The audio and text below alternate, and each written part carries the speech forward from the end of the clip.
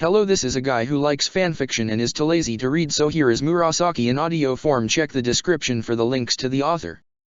Chapter 31, Just a Little Game. We have another mission. Itaki asked and fell into step beside Shisui.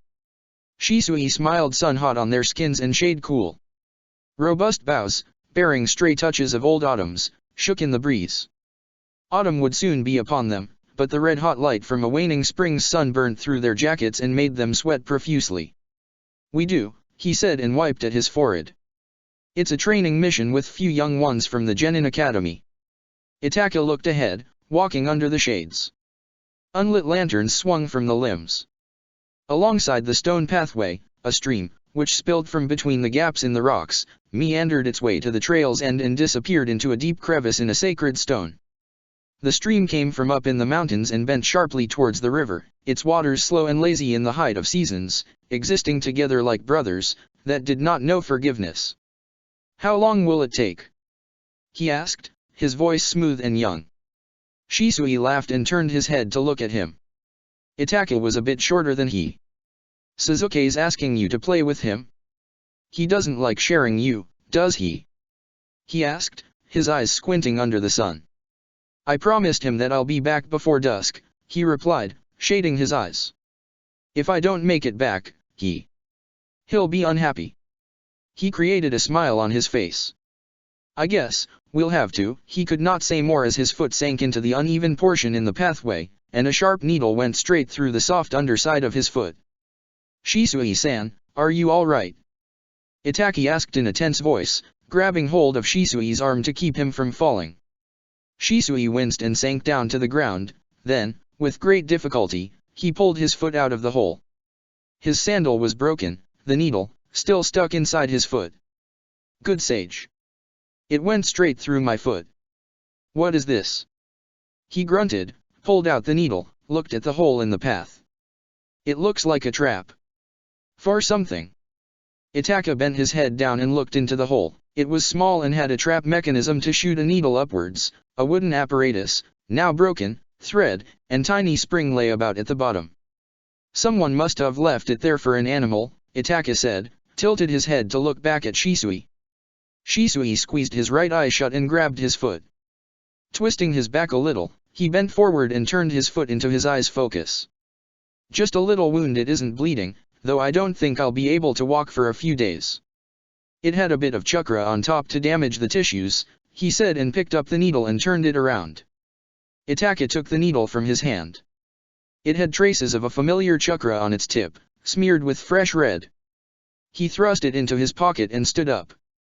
"Let me help you up," Itaka said and held out his hand. Shisui took it and got to his feet.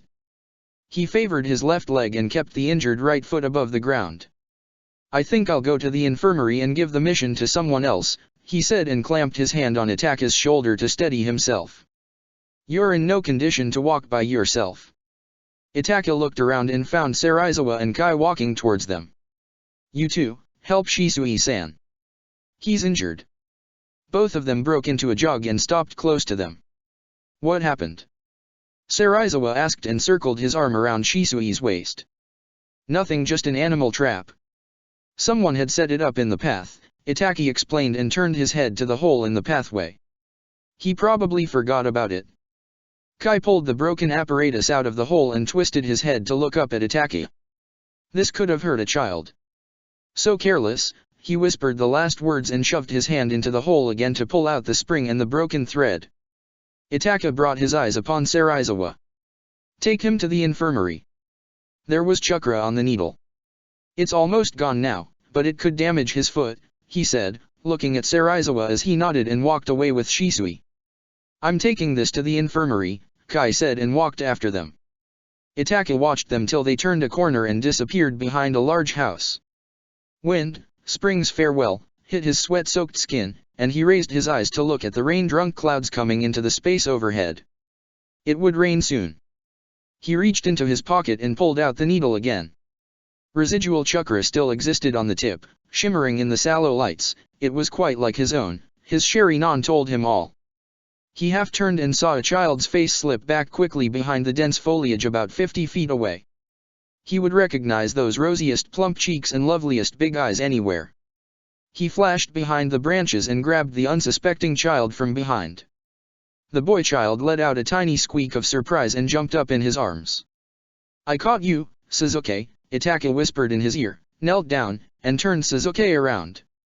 Suzuki rubbed at his right eye with that tiny fist, face splitting into the broadest smile, tiny breast expanding with indrawn breaths. "Nii-san, you're staying."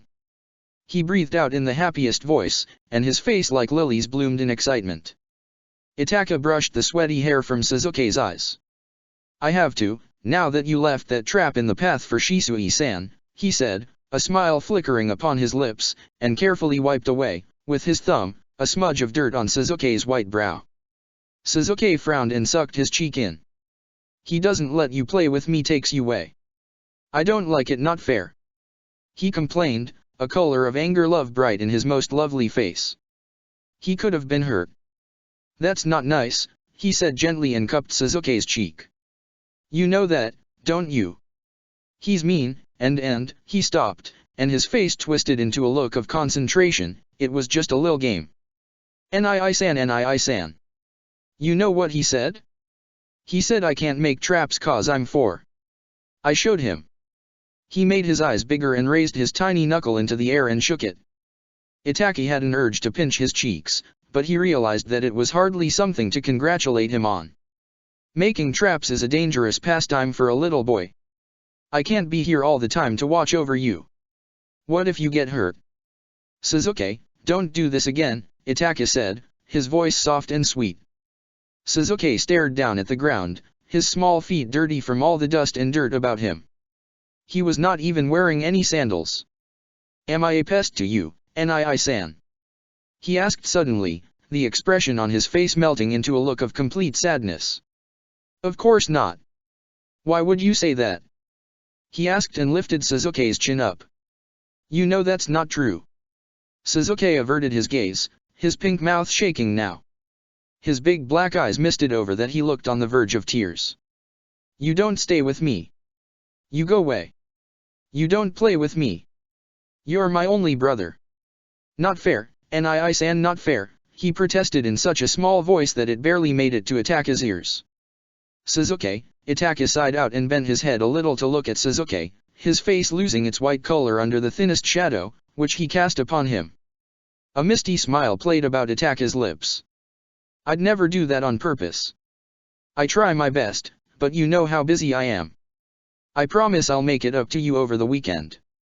Suzuki lifted his head. The joyful expression returned to his face, decorating his cheeks with loves of happiness. "You promise?"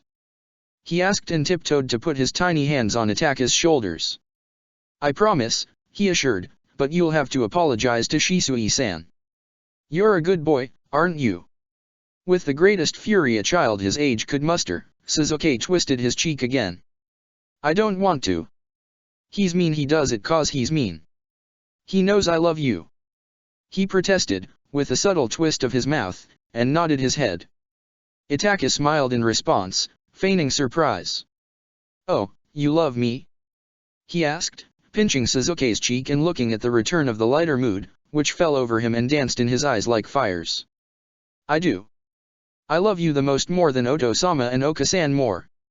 I'll do anything for you," he said with confidence and a big smile, bouncing on the spot as if to make a point, his hands up in the air to show Itaki how big and vast his love was. "But you won't apologize?" Itaki asked, and his smile widened as he saw the look of realization on Suzuki's face. "No fair, you tricked me," Suzuki said and pulled away. He looked a little hurt. "I didn't," he began and pulled Suzuki closer, "but if you love me, you won't do this small thing for me." He looked into Suzuki's eyes, a smile still lingering on his face. Suzuki rolled his eyes as if deep in thought and then looked back at him with an expression of innocent resignation. "Okay," he said and emitted a deep sigh, "but only 'cause you asked, and only 'cause I love you." He pulled an angry face again, pouting. "You're a good boy, Suzuki. Such a good boy. Come on, let me take you home," he said and wrapped his arms round Suzuki. Squeezing Suzuki to his breast, he stood up and started walking against the breeze that blew down on them from the clouds. Suzuki reached into his pocket and pulled something out. "I made this, Nii-san. You like it?" he asked and held up a silver necklace. Itaka stopped and took it from his hand. "You made this yourself?" he asked and passed his thumb over the silver rings. Suzuki nodded excitedly. "I couldn't give you on your 12th birthday, but old man, Kora, helped me for 3 months. So I made it," he told Itaka, his voice filled with wonder. "The blacksmith?" he asked, looking from the necklace to Suzuki's eyes glinting with warmth. Suzuki nodded again. "You like it, Nii-san? I can make it better if you don't," he said and curled his plump arms around Itaka's neck. "No, Suzuki, it's beautiful." "Thank you," he said and brushed his lips against Suzuki's brow. Suzuki leaned his head against Itaka's breast and closed his eyes, falling into sleep. Itaka blinked and the dirty window of Rice Village's guest room greeted him. Another memory faded away, together with his sighs. "Just a little game," he whispered and touched the necklace still draped around his neck. Rain fell down hard into the ground outside. Earth smelled heavy and damp. He felt the odors creep up into his nostrils, and he breathed in softly, closing his eyes. "Just a little game. Itaka-sama," a voice said from behind him. He turned around and brought his gaze upon Sakura, and, immediately, she lowered her eyes, and a warm blush rose to her cheeks. It was easy to trap this one. Had he been a lesser man, he would have laughed when no eyes would see, no ears would hear, no one would bear witness to his tricks, but he was above all that secretive, frigid, quiet. He did not celebrate his victories that way. No, he relished the feel of triumph that delighted his heart. It was a delicious sensation, fleeting, yet powerful. Laying traps and catching prey was something he knew well, his mind awash with many possibilities and schemes, and he loved to put them to the test, watch as the unsuspecting prey landed there and bloodied itself with needless struggle. It was humane to put it out of its misery. Few mild expressions and a brush of chakra. That was all it took. After that, all he had to do was push her towards Suzuki. Itaka knew his brother would not be kind, she came on strong, and he rejected her brutally. What a sweet child. Itaka loved and adored him so for being an easy read. The muscles around his mouth desired to twitch, but he ignored it, ignored the very nature of man to enjoy what he found amusing. He walked around the chair and sat down on it. Slipping one leg over the other, he looked at her. And she reacted the same way as before, anxious. "What else have you found?" he asked and moved his hand to grab the hilt of his sword, leaned against the chair. Sakura gulped down the damp air in the room and looked down at the scroll again. The poison was from a bird found in the forests around Cloud. Its wings are poisonous. The birds also found in other areas close to the mountains that make the southern border of rain, and, she broke off quite suddenly, and I couldn't find anything on the ninjas. They could be rogues. I don't know. She raised her eyes and peered through the curtain of messy hair. Unfortunate, he sighed and held out his hand. Give that to me. He wore a blank face, eyes colder than she remembered, and her heart could not bear to look at him any longer. He made their encounter seem trivial. Did she really lay with this man? She pressed her lips into a thin line, her cheeks sweaty as she took one step and placed the scroll in his hand. Itaka curled his fingers around it and extended his arm to put it on the table on his right. Then he turned his face up to her, his eyes still empty and without a touch of anything delicate. Sakura did not know what possessed her, but she took in an odorous breath and bent down a little, her green eyes overshadowed by urgency. Memories of last night came hurtling towards her. The feel of him inside her channel. Exquisite, wild, nearly divine, like she had always dreamed of, so what if he was distant? She was bold to pursue him. She could smell the scent of his breaths on her lips, close and warm, cold iron on fire. Her lips were but an inch away from his when he parted his mouth to speak. Are you trying to play with me? The exhalation, laden with the syrupy aroma she had smelled before, flowed over her lips and the strangest sensations channeled through her body. As if his question startled her, she swiftly pulled back and stood a few feet from him. Her gaze fell desperately on his face and the subtlest smile that seemed as though it did not belong, like frolicking children that strayed far from home. He looked very amused. I would not recommend it, he remarked, tilting his head a bit to the left, and, suddenly, his eyes were cunning, all flame. Moments passed, and, as Sakura crossed a span of 5 beats, she sucked in the stale air loudly and looked him in the eye, and all over, she almost itched under his gaze that reminded her of stranger things she would often notice in a dead man's eye. Why? You slept with me yesterday. It isn't polite to forget, she said, voice bold, unwavering, face resolute that wore that heated expression upon it, like an unsightly red stain on a white umbu jacket. Itaka looked at her for moments that seemingly lingered. He had that faint look of mockery on his face now, something only he could create in that manner. I have not forgotten anything. I can assure you, my memory is remarkable. You saw a show. You wanted it. True? He asked, letting the smile overpower his urge to remain emotionless. I did, she retorted, breathing louder and feeling bolder with each word. There's nothing wrong with that. You didn't refuse me, either. Itaka straightened in his chair, and his gaze slid over to her lips that trembled in response, as if touched by something unpleasant. Her anger was tepid, but slowly warming. Of course, it is not a sin to want another. I just believe you to be too young, too inexperienced to try and pursue me. Sakura sniffed at the air again, hearing the drumming sounds of rain on the corrugated metal roof. Smells from earth rushed at her, and she breathed in again to cool down her senses. She took that cold gaze head on. I'm only 4 years younger than you, don't treat me like a child, she said, her loud voice falling down to a sharp hiss, her face overtaken by a grim look of anger and a bright red blush. Few years can be a lifetime. You are very young to know how intricate and dangerous sex can be.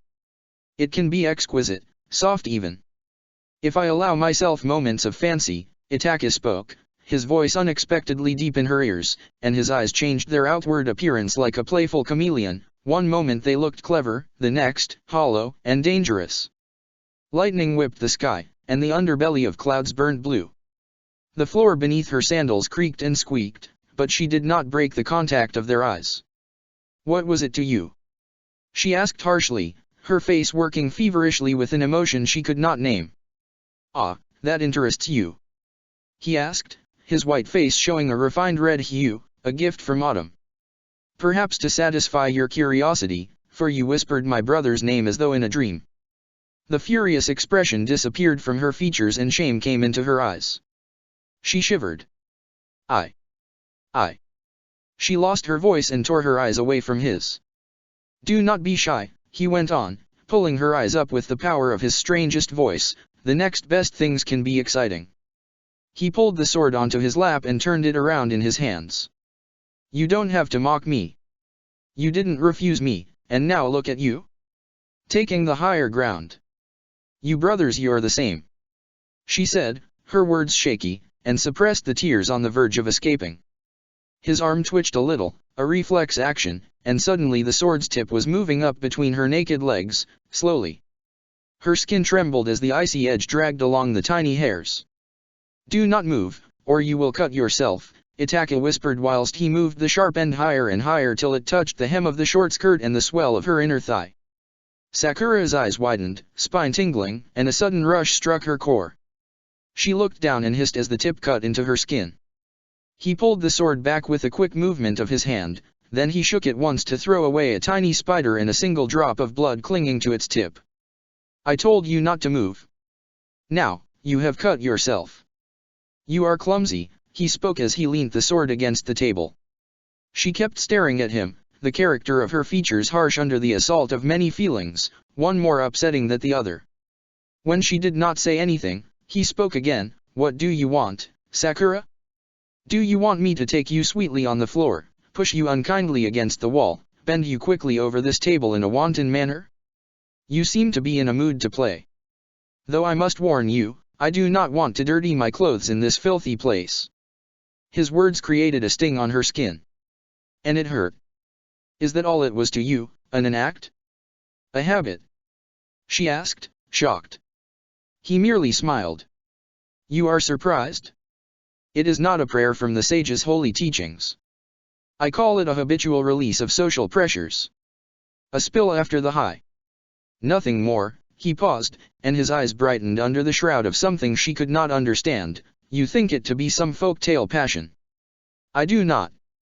Sakura's breath hitched in her breast, her eyes wide aghast. She felt denuded before him, spread wide open like an eager lover. The shame was too much. Her lips shuddered and she snarled, "You don't know anything about me. You know nothing." Itaka moved his eyes to the grimy scroll books in the rotting shelf on the left. For a moment, disgust attacked his eyes, but it vanished as quickly as lights flash. He returned his gaze to her and something in his eyes changed. "You cherish it, an act of liberation for you. That is something I know of your young mind. I wonder," he broke off, thinking, "is that why you reached out to me? Foolish girl, yet you believe to have gained such wisdom as you are only 4 years younger than I." "Stop!" she screamed, and her voice carried over wind's roars and lightning's clashes. Her body shook all over. The fury had become unbearable to contain behind that careless visage on her face. Itaka's eyes grew stranger, and they made her soul shake against what she felt. "Lower your voice," he warned, his voice icier than the wind outside. "Do not forget that you are speaking to me. I will not abide this behavior because you were entertained." Then his face morphed back into expressionlessness, and he spoke no more. Sakura's anger subsided to a longing, and she quieted her loud breaths. "I know you'll be married in the future. All clan heads are. Is that what you'll think of your wife, someone to repeat an act with?" she asked, her mouth trembling. He considered her for a moment and spoke, "Is that what they teach you at home, fancy ideas of the one? Marriage is done for many reasons. Love is a hopeless dream between strangers, not a necessity. Life is not a few inky words on a folk-tale scroll you love."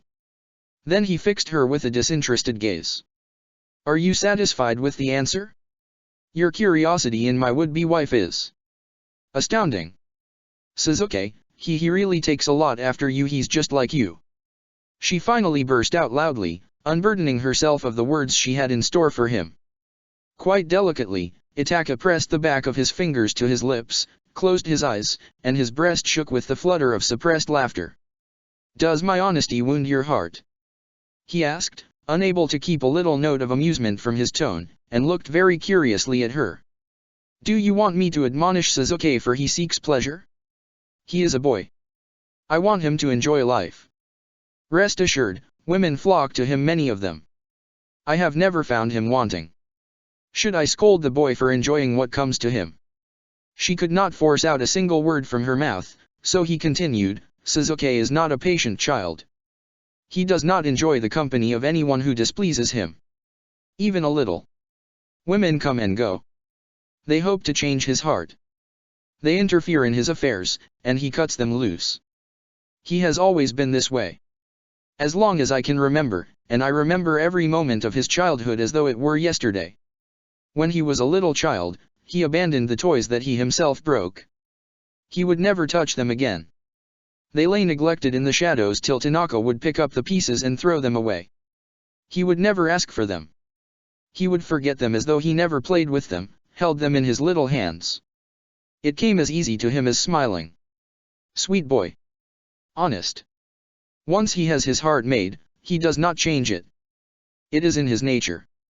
If I am honest with you, I have never triumphed in this task, either." Sakura stepped forward, her eyes brimming with tears now. "You don't think it's wrong that she choked out, grasping at her breast as though it pained her, "he doesn't care about anyone? That he doesn't care for you?" Itaka spoke before she could put her thoughts into words, and it took her breath away. "Why are you so dishonest when you can speak the truth? I find it strange, Sakura. I will not punish him for this. He loves, yet he does not love you. Do you want me to force him to? You ask for something I will never do." She began, feeling as if her voice was leaving her, and she felt weak, struggling unsuccessfully to keep herself calm. "You're the reason why he's like this. Selfish. He doesn't care for anyone but you. Why did you do this to him? Why?"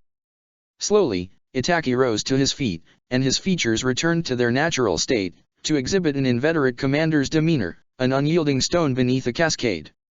You do not know my brother. He is but an object to you, an object you frantically want to possess. You are distressed, for you cannot have him. Your frenzy is what led you to come to me. Tell me, what do you know of him? Why do you love him? He asked in a heavy tone, and shadows released their nature over his face, his body a dangerous silhouette against the going light behind his back. I don't need a reason to love him. You wouldn't understand, she bit out and gritted her teeth.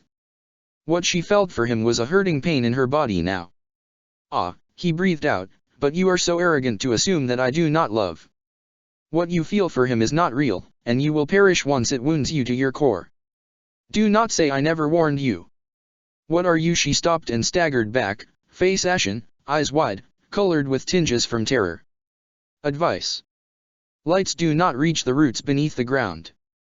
Whatever gets trapped there, dies, but, sometimes, an opportunity comes by. A miracle. If it chooses to stay, the roots become its grave. How unlucky for that prey. It loves to be blind, he spoke and smiled and watched her expression subtly morph into a look of confusion. I don't understand. She let out a tiny whisper, defeated. Itaka did not entertain her with an explanation and resumed that creaking chair again. Prepare the final report. We will leave here in an hour, he commanded. She looked hesitant at first, but eventually nodded and left the room in silence. Once she left, Itaka leaned his head back and listened to the wind and rain, pattering against the cracked walls. His thoughts went back to Suzuki. Did he really pay a band of thugs to poison the emissary? He closed his eyes and sighed. He needed Itaka out of his affairs for a day or two, and he managed just that. Suzuki wanted to go to Mist, and he allowed him. Serizawa and Kai would be so foolish to guess his games. You child, Itaka whispered out the words, quite softly, looking at his warm breath hanging in the air. You still enjoy these little games? You still want your brother to figure them out? He felt the chill of breeze on his back, and the fine hairs quivered on his neck. Your brother is weary, and if it is just a little game, it needs to end now. And for him, everything turned to silence. Chapter 32, Time to Play. Blood simmered in his body, and his neck grew hot and red under her lips. They brushed kisses against his throat's curve, her hands sliding down to the expanse of his taut muscles. He could not control the flutter of his lashes, the shudders moving through him quick and deep. His gaze fixed on her and stayed as he took her in from head to the point where their bodies connected in a wanton union. His hand went up, and her crests peaked, taut blushes under his fingers. Heatedly, his eyes slid across her body and looked at the red hair spread haphazardly over the fair complexion, dotted with peculiar freckles, of robust hue. Sliding his hand down, he passed it over her skin, snaking his fingers around, for he enjoyed the way she shivered. Down and down they went, stopped to curl around her waist's contour. He circled her navel with the tip of his fingers and went further down. Then, teasingly, they threaded into the coarse red hairs on her genitals, and he rolled her clit between his fingers and felt the damp wash of her arousal stick to the tips. Her breaths came out quick, and she jerked her hips forward, causing him to fill her up some more. He never liked women to mount him, but he would be damned if he did not like the sight of her damp body, love-cherried cheeks, lithe thighs spread wildly just over his hips. His eyes, dilated and cloudy, looked at her, and, when she moved her hips, his back arched off the mattress as though he was riding a violent wave. A hiss expelled from his clenched teeth, her narrow heat sucking him in more and more. Roughly, his hands grasped at her legs, and she rocked her hips slowly. He had not experienced sex like this for weeks. Fun. Wild. He was invited to stay in her room, and he had not left it for a whole day. It did not matter to him that she liked to play. No, he loved this playtime and all its joyous wantonness, so he let her mount him, let her rock her hips over and over again with a kind of frenzy that his lusty body loved. Her sweaty thighs gripped his waist with strength and she clenched hard, and he felt himself spill a little in her wet, cramped channel. The pleasure mounted, and he gasped through his raspy throat. The little control. It was slipping further away. His need to take her hard and fast was affecting his mind as reason went back and primitive drive took over. She bent down, and he welcomed the heat of her mouth, an old ritual. When she backed away, A string of saliva hung between their mouths.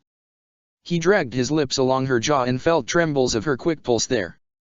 Playfully, she squeezed him again, with a powerful jerk of her hips, and something in him snapped. He flipped her over, and then he drove into her ruthlessly. He rode her hard and rough, her walls dragging along his length with exquisite tautness. Like fire touched iron, his veins thrummed and rang with blood, and his teeth scraped along her throat. She panted and twined her legs about his waist and pulled him closer. And he moved harder, her walls, heated and slick tight, so tight. He did not know what he was doing, mind pitch black. It was just the violent jerk of his hips whilst he propelled her back on the bed. The grunts that tore from his throat were loud and wild, breaths heavy, but he did not stop. The ruthlessness of it all spurred him on as he thrust into her with such force that she cried out. That pleasure, like a hot iron whiplash, right at the base of his tingling spine, spasms rocking his whole body. It was so delicious. Her heat, an iron-tight grip, and he loved every inch of it. He pumped in and out of her in frantic movements. Her walls clamped down hard on him and sucked him in with the force that excited his loins even more. Damn, she was tight. It did not take long, and she clenched with a strength that he felt a hot release erupt out of her. Her walls twitched and fluttered in answer around him. He felt the tremors of her powerful orgasm, and he, too, erupted with a groan of completion and collapsed on top of her. Slowly, he pulled out, his lips shaking against the soft lobe of her ear. It took long for him to cool down the lingering joy that went along the whole of his body. His breathing still hissed in and out of his teeth.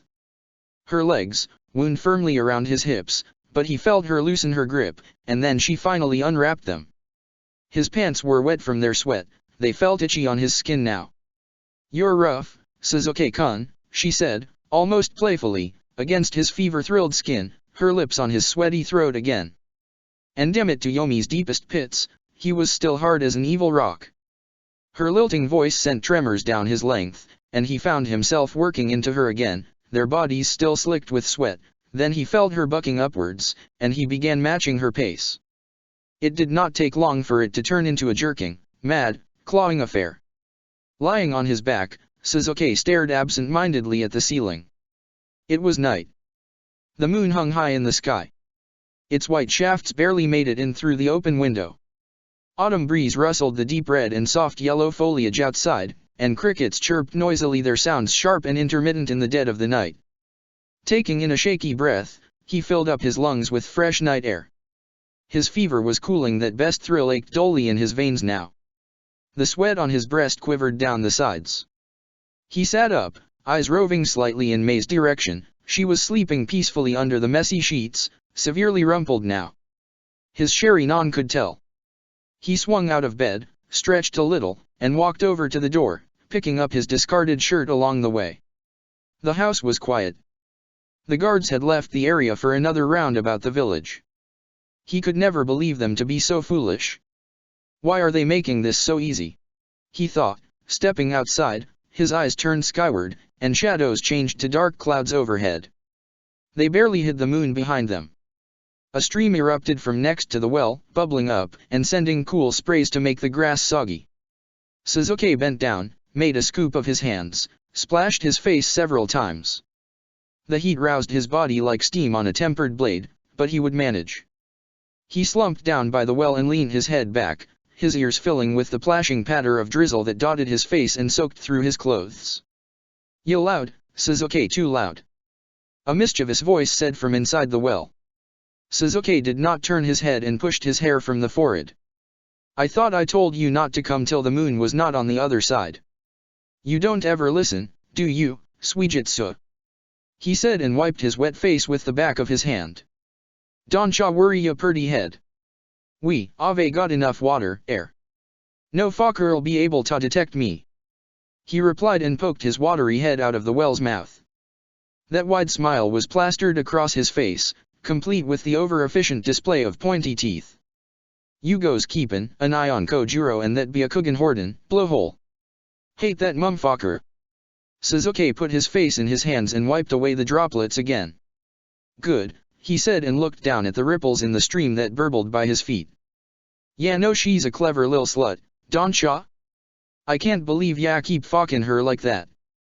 The cunt must be good, he remarked and propped his head up in both his hands. She's a screamer, too.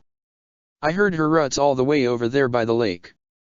I'd say that we should ambush her and cut her throat the easy way, but yeah, just can't stop porking her rat. Sasuke let out a short laugh and bent his head, parts of his body still shivering. In time, we'll do that, too, he said slowly and kept his eyes on the gray moon, swallowed up by the clouds, but I like her. Bah, so what? Like hell yeah, we'll do it, Suijutsu shot back and pulled an annoyed look. I think I has lost Yatta that deadly curse of mists pisser eatin' pussy. Sasuke cocked his head up, amused. Is that a thing? He asked and twisted his head to look over his shoulder at him. Suijutsu made a shocked face, his eyes bulging out. Kami bless sage's bollocks, yeah, didn't know. He gasped and stretched his neck to look into Sasuke's eyes. These sluts use extra chakra to make it all good. Artificial bullshit. It goes through ya pee hole all the way to ya kidney and does funny stuff to ya head. It's scary. A fucker bought the farm back in the day his pud fell off the face af the earth turned to fucking dust. True story, I swear on Sage's tits. Yeah, better use Sharingan to check ya big lil Uchiha. It might be too late. Kidney and then straight to the head. Sounds elaborate, he said jokingly, smiling. Clouds rumbled and thunder shook their bones. They both felt a sudden colder wind rush at them. Fine, don't believe me, but yeah, we'll weep one day and say, good ol' Suijutsu was concerned for me winkle, he said, sucking on his teeth. Yeah no, ya should use it to ya advantage. Keep her busy. He leaned his head back and felt the pleasant wind hit the droplets on his skin. I'll keep that in mind, he replied and closed his eyes. What did you find? I hope Yugo's sensing proved useful. It did. Suijutsu said, excitement rising in his voice. Wes found a trapdoor in the last hideout. The one your brother couldn't see. Sasuke twisted his back and turned to put his elbow on the wet and hard mouth of the well. And? He asked, his face showing a look of skepticism. It had natural energy mixed into the threads. Don't think a regular mangekyo would have seen anything. He acted on me message just in time after I saw that nasty crow. Yo bro's mean and scary. When he asked me af the scroll, poor ol' me almost pissed meself. Do ya think he knows? He asked and raised his eyebrows high. Sasuke looked away for a moment and amusement touched his face. He must have found out by now. I could only keep him busy for a day. Had that emissary died, it'd have got bad and Nii-sama could have been assigned to look into the matter. They didn't use enough poison. What a wasted opportunity, bet they loved the free gold, he scoffed, disgruntled. Suijutsu looked around and whispered, where are Sarizawa and Kai? Their bloody Sharinans will spot me blue arse. Sweeten their sake. They're out cold, he said and slanted his head against his closed fist. Heh, good. Suijutsu jumped out of the well. He stretched and his joints popped. Then he looked down and said, did ya see anything else in her head durin' that trainin'? Pinky-chan's, I mean. No, just the one about the cloud emissary. I didn't want to dig in too deep. Last thing I want is her weeping before Tsunade that I'm digging inside her mind. Tsunade would have sent her as a support medic, anyway. He stopped and pinched his eyes closed. The thugs, did you do this right? I don't want anyone tracing this mess back to us. Course. Suijutsu said and put his hands on his hips in a manner as if he was about to argue against a game's foul. Yugo knew em through some loafer in rain. They was always against Kuma's bullshit. I wore that chakra mask, so all is well in the world. The bastards are dead, the ones who knew Yugo a clean slate for ya. Sasuke did not say anything. He knew Ataka would be angry. His face was drawn and hard as he stared at the fluttering flowers by the stream. What kind of punishment awaited him this time? He did not want to think about it. It was a bold stunt, yeah no. He would be so mad, Suijutsu said in a low voice, his face free of mischievousness. Yeah, better tell me what to do. The trapdoor? It only got a scroll about Kisame's accomplice in rain. Some faggot named Kisuk. He's all the way over there in a village close to Cloud now. It's a lil trade center and no one's allowed in without a military permit. It's a day's journey, at least, and I don't got the permit to enter. What do ya have in mind? Sasuke twisted his lips and found his breath. He had suspected that Kisame was hiding it out in villages. His decision was right, there was no going back now. He reached into his pocket, produced a scroll, and threw it at Suijutsu. He caught it and asked, "What's this?" "It's a permit," he said, and got to his feet. "Fucking sage in the arse. Did ya use his umbu seal again?" he asked, quite incredulously. "Sasuke, that's 2 times now. He's going to be fucking ballistic. Why did ya do this? Oh sage, I'm going to die." He didn't say anything last time cause ya was so damn mad, but he's not going to let ya off this time. Not with the emissary thin. "Do ya know what ya doin'?" He looked at him with questioning purple eyes, his mouth elongated the wrong way. Sasuke's face went tense, and he spoke in a strained voice, "You don't want to find out about Mainjutsu and your father." "I didn't say that. All I'm saying." "Then what's the problem?" He cut him off in a sterner voice that quivered with fresh vulnerability. "I know I'll be in trouble. I don't have the authority to get into these sage-forsaken trade villages. Nii-sama does. I don't have his power with just a little seal, he can do whatever the fuck he wants. Can't you understand that? That was the fastest way to get you in. I didn't have a choice. He'll be back in a day at most, and I can't keep Mei busy with the trials forever. If you don't find anything by then, forget this whole thing, it's over." He jerked his head away, distress running across his face that was turned red by the chill. He loved his brother, but he terrified him. Try as he might, his mind had many blank spaces, unfilled gaps he could never understand. His illusions made his skin crawl with succulent fear and mortal agony. Whenever he woke up after the fevers, he felt as though he died many times over and was reborn again, and damn his mind, for he could never remember a thing, not a piece that was worth a damn. Suijutsu made its king sound and twisted his mouth. "Ya will be in trouble. Big trouble. What do ya want me to do? This ain't as easy as ya think.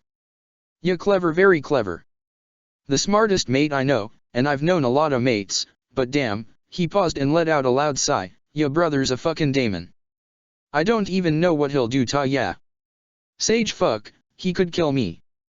Bloody hell, I'm going to die." Suijutsu's eyes grew as wide as his mouth. He truly was in a state of panic. A clever smile returned to Sasuke's face that pushed away that anxiety momentarily. "He won't," he said almost gently, his eyes growing intense to catch up with red. "Thanks for the huge reassurance," he retorted with a frown. "He loves ya, so ya safe." "Me? He'll grill me flat, wet arse with Amaterasu. Just ya watch." Sasuke laughed and put his hand on Suijutsu's shoulder. "What's the worst he can do? He can't throw you out. He knows it'll be easy to get around that way. He won't kill you, because he knows I value you. He won't ever do it," he said with a hard, sure look on his face, a curl of boyish amusement in his smile. "That's so adorable, but what about ya? Ya really think he's going to kiss ya forehead, scold ya a lil, and sing ya a lullaby when ya return to that Bulgarian Lou? The tut-tuts won't do it for ya brother this time. Am tellin' ya, he'll be mad as hell. If he punishes ya, what the fuck am I going to do with whatever that Kisuk faggot tells me?" he asked, his eyes squinting with stress. The fear came back to Sasuke's face, but his muscles fought bravely to keep it at bay. He managed a smile and spoke a little slowly this time, "Don't worry about me. Meet up with the guy. That permit will get you through without trouble. Use a mask to hide your face. Whatever you find, hide that. Don't tell me unless I ask about it. Don't tell Karen and Yugo, either. Keep it between us. Nii-sama can't read your head, but he can read mine. What he won't read, he won't know." He narrowed his eyes dangerously, determined to see this through to the end. Lightning fought hard and a spark brightened up the place, a shroud of pure white light. It suddenly disappeared and heavy rain came pouring down. Sasuke felt as though he was doused in ice-cold water. Suijutsu raised his cloak above his head, and rain drummed on the thick water-repellent cloth. He looked a bit indecisive, staring into Suzuki's eyes that were wary under the shroud of doubt and fear and anger. Suijitsu remembered his white face, struck by a chord of terror, way back in the past, empty eyes staring at him, telling him of an unsung tale of autumn moths that wandered in search of purple lilies. He did not say anything and gave a slow nod. Then he stepped around Suzuki and looked back at him one last time before he jumped back down into the well. Chapter 33, A Hard Man to Find. Lending ears to many noises. It was a great burden to bear, perhaps too great. He stood stock still by the tree, his blue eyes dilating and swirling. He watched the sun as it got smothered up by the dismal sea overhead. The sea's anger was too great this afternoon. By his feet, umbrage of trees stretched out, long and crooked they looked, eerie, an ominous evening before its rightful call. Sounds chased the sparks, quick and eager in their pursuit to cut the stillness into pieces. Distressed, this storm was distressed. The bark beneath his fingers shook as another crash resounded. Autumn was here. He moved his eyes, a little less eagerly, and found sakura flowers dying on the trees. Bursts of wind tore them away from the boughs. Their time was gone, they would bloom next spring. He wanted to smile as though the wait for their new birth blossomed desire in him, too, but grief tore up his heart. He was trapped. No matter how hard he tried to run away from his life, the shackles felt too heavy, too sturdy to let him wander off as his heart wanted. Wishes. Little by little, he had murdered them all, a mad shinobi, a killer, in pursuit of the innocent, bled them dry in the mind's dim corners. There they ran like children, hid away in nooks and crannies, behind the blackest blanket that did not shield them. They let out soul-chilling cries, and by sage, it shivered in him the mass of malevolence. The thing never left him alone, writhing underneath the thinnest film of protection, which eroded under its acidic touch, the landscape of his mind abraded by its stench. He knew, he just knew, that soon he would find himself at its mercy. He needed the reds to keep it calm, to push it back. Suzuki, where was he? His face hardened, a carved stone under the drizzle. Where was Suzuki, now that he needed him the most, needed him to soothe his demons, needed him to be his brother? He knit his brow and looked skyward, wind coming at his face, and he moved his feet without thinking, not paying any mind to the fissure in the earth only a foot away from him. A powerful hand seized him. Naruto, stop. You almost fell in. Are you feeling all right? Niji asked, concerned, holding Naruto's arm in a firm grasp. Naruto cocked his head and managed a half-hearted smile. Yeah, I am fine, just something on my mind, he muttered and pulled back. It must be something if you've decided to throw yourself down into the pit. What's on your mind? He asked and looked down into the deep hole. It led to a network of underground caves. Suzuki and he were assigned to inspect it every week for Rougenins. It was impossible to get in and out without the dojutsus. Many ninjas died there, looking for a way into Konoha. And out of it. Nothing, he lied and looked away as if the Byakugan may look at his secrets. I was thinking about the Jonin application, wonder if Suzuki will accept it. He put his hands on his wet face and emitted a heavy sigh. Niji looked unconvinced, but he chose not to press it. I'm sure he will, he assured him and turned on his Byakugan to check the wet rocks. It required a very precise chakra control to stick the feet to the rocks and not plummet down to one's death. They were slick and slippery, too wet for Naruto's feet to find purchase on them. You think so? You sure I'm ready? I'm not sure if I'm ready, Naruto said and bent his head a little to look down. The darkness by his feet seemed to suck him in. I don't know. Suzuki-sama had to oversee your training, but he got ill. Then, when the time came to train you again, he got busy, Niji said and turned his head at Naruto's curious face. The blonde looked inquisitive, slightly excited at the prospect to head down to the underground caves. Niji straightened his back, surprise on his face. You're not going down with me. Stay here and watch the area, he said calmly, watching as a deep frown disturbed the man's happy face. Why not? I can make Tage Bunshins and scout out the area quickly. You underestimate me, Niji, he said and cocked his nose in a prideful manner. Niji sighed. It isn't about numbers. You use Bunshins to make one raise non, for Sage's sake. Your chakra control isn't good enough to run down these rocks. They're slippery and covered with chakra-emitting fungi. One slip and you'll break your back and neck, he reasoned and gathered chakra around his feet to run down the rocks. Then you can help me climb down. I'm not standing out here in this rain, freezing my ass off, while you take your sweet time wandering around the caves, he protested, stubborn. Niji let out another loud sigh. It isn't a picnic down there. It's dark and dank and it smells awful. Suzuki-sama and I split the area and check it in a couple of minutes. Without the sherry non, it wouldn't be possible to give chakra a different color. You can't help me down there, Naruto, he said with an air of frustration and turned around to jump down. Niji, take me with you, or I swear to Sage, I will jump down and see where fate takes me. I mean it. He warned and pressed his lips together into a thin line as if he was struggling to speak. Fine, he sighed out and held out his hand, grab my hand and don't stop the chakra flow. It'll even out yours. Suzuki-sama tears up the tough overgrowth with Raiten under his feet. I don't have Raiten, so watch your step, you might just make it down there. Without breaking your back in two.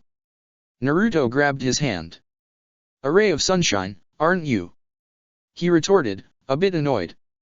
He reached into his pocket and pulled out a flare. When he rubbed it against his jacket, its end burst and sizzled into a thick flame.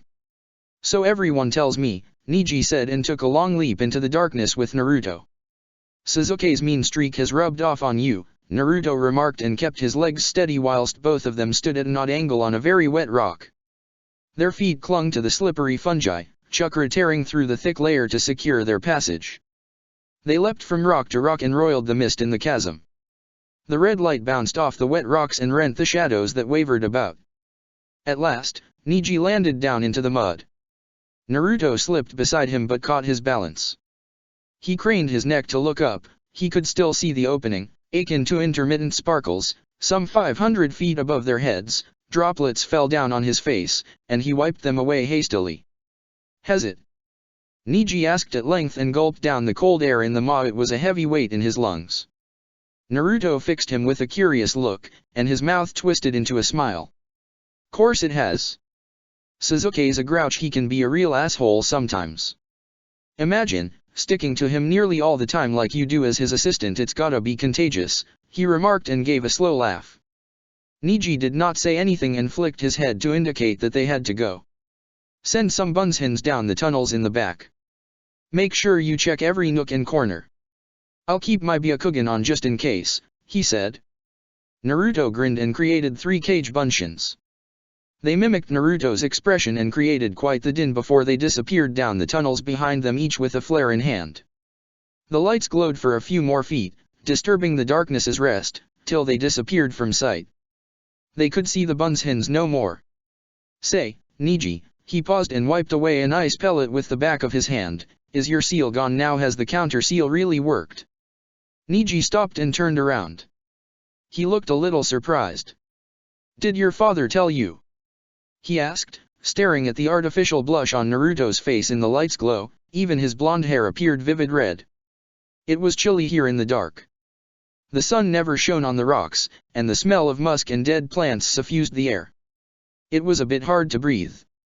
Naruto's breath whistled out of his nose, then he sniffed loudly and coughed to clear his nose and throat. Damn the autumn fungus, it always made him allergic. He's a little nosy. Don't know how he found out about it. How did the Hokage approve, or your clan? I thought they said they never wanted to part from the head family. He asked and wiped at his face again. The biting droplets that fell down from the rocks above hurt on his skin. Times change, he said and squeezed through a gap between the rocks.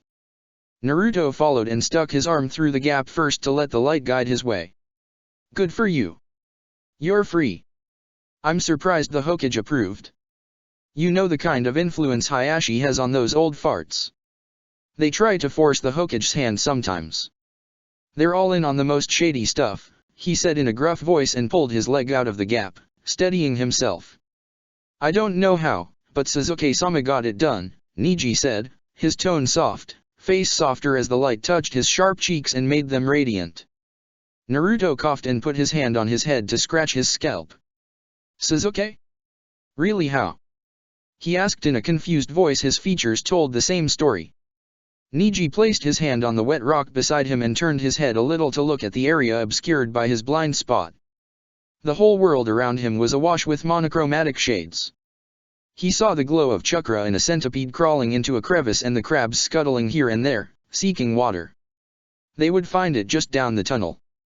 He'd sent in a proposal to attack Isama and Karen made the counter seal. I just had to get the votes to remove the seals. Karen's very talented. I didn't think it was even possible to make one, he explained, eyes white, veins popping visibly around them. All it takes is a promise of freedom. Perhaps that's all my people needed. He turned his head away and took a few steps to stand beside a lone purple lily jutting out from a crack in the rock. He touched it with the fingertips, lost in thought.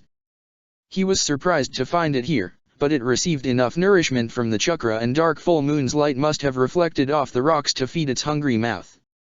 Naruto leaned against the rock and held the flare high. The light stretched out in front of them and so did their shadows that mingled with the black everywhere. I wonder how Sasuke got Itachi to give in. The man's a stinky asshole. Not even the nice asshole kind like Sasuke. He's just an asshole. Period. He said distastefully and wrinkled his nose as if he had just smelled something really rancid and foul. I get a feeling that you don't like Itachi-sama.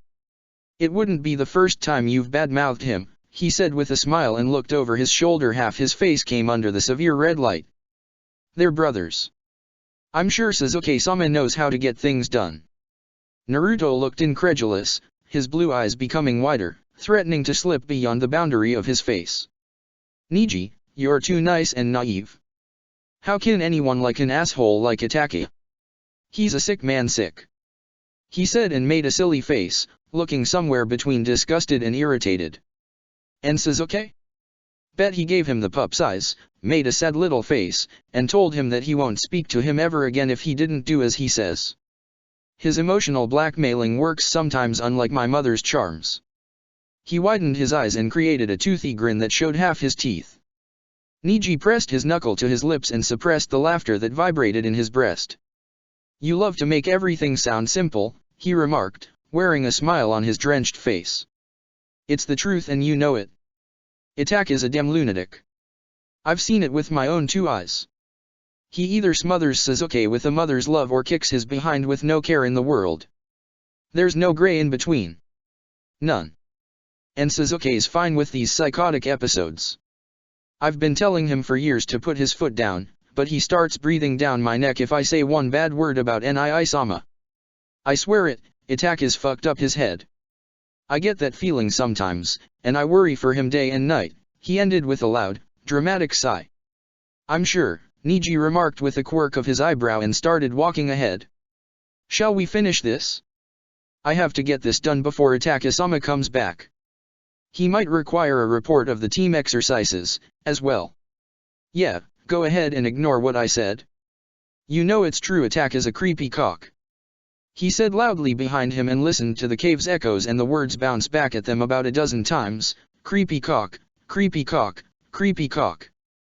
Then he took in a deep breath to fill up his lungs to the full and looked up at the faint glimmers of light beyond the prominent rocks overhead. This was going to be a long day.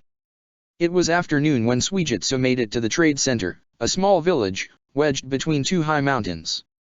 Hidden behind the blanket of clouds to the north, Cloud Village was close. He turned his head and lifted his eyes to look in that direction. Clouds obscured his vision as expected. He adjusted his cloak and pulled the cowl down, it hung low over his eyes. He stood behind a scruffy-looking man in a long line. The smell he gave off was churning his stomach. Tilting his head a little to the left, he looked over to the gate. Only two more people, and then it would be his turn. The gate was sturdy and burly guards stood on either side, flanking the passage. An old man checked the entry permits. Suijutsu squeezed the permit in his hand. Despite the reassurance Itachi's umbu seal provided, he could not help but feel terror at the prospect of getting caught. The village's prison was notorious for its ill treatment of prisoners. Few died, sullied, and murdered by the inmates, every month. There was never a single inquiry, afterwards. Damn, what trouble had he got himself into? Finally, The man in front showed the old man his permit and walked through the gate, taking that nose-blocking odor with him. "Hold on to your sacks, dear sage, ere we go," he muttered and took a single slow step to stand before the old man. "The permit." The man squeaked in a shrill little voice and held out a wrinkly hand. Suijitsu did not hesitate and quietly handed over the permit. The strange-looking old man, with a great stoop to his back, adjusted his glasses and bent his head down, his long nose touching the paper. Quite dramatically, his eyes widened, and then he squinted them to look up at Suijitsu, who did not flinch, even though his heart was jumping with terrors. "The leaf sambu permit," he squeaked again, sounding like a mouse down in a hole. "You can find the weapons shops down the street. You're allowed to stay at the inn free of charge. Enjoy your stay." He held the permit in his hand and gathered his crumpled face into a big smile. What he managed was truly a miracle for his sagging folds. Suijitsu nodded and took the permit from his quivering and graying hand. Suzuki was thorough. He had made a permit for weapons purchase. Suijitsu was to act like a new weapons specialist who checked several shops in the trade center. Often, Leaf's men came here to purchase weapons. Leaf had a big depot close by. He was not obliged to buy anything, but the permit, a snobbish look, and the silence fitted the job. He was a nameless shinobi, his name hidden under Umbu military protocols, a rule which was to be staunchly observed by every Umbu shinobi who ventured beyond the Fire Country's territory. With Karen's chakra mask in place, no one would know he was even here. Men from Route frequented the center, as well.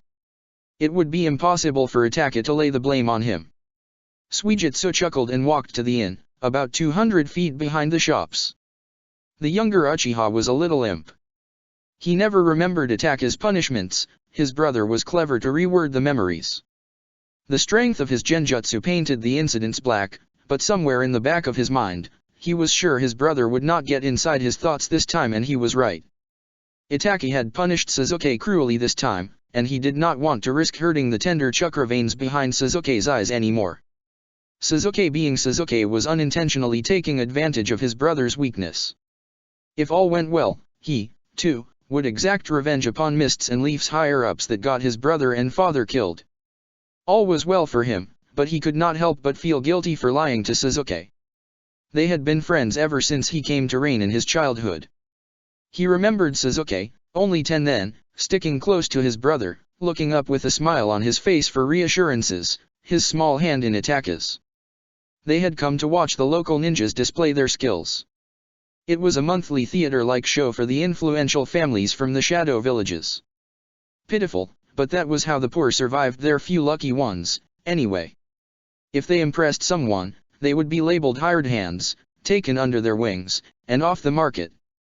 Suzuki clapped enthusiastically when Suijitsu finished demonstrating his kenjutsu skills. He pulled at Itaka's hand to come along with him. They talked and Suzuki introduced himself and his brother. He remembered the loveliest sweetness on Suzuki's face and the omens, which scared his mother at nights, in Itaka's eyes. He could tell that he was a ruthless man, cold as his sword's steel, his heart scarcely moved. Itaka's hand was buried in Suzuki's messy hair. In Suijitsu's eyes, Itaka was a parent to Suzuki, his mother and father. He requested his brother to make Suijitsu a ninja they could hire regularly for work. Itaka was reluctant, but looking at the unhappy look on Suzuki's face, he gave in.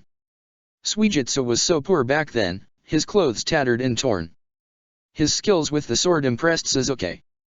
He took pity on him and his poverty, and Suijitsu could not say he hated him for it. No, he was secretly glad that someone did. He had not eaten for days.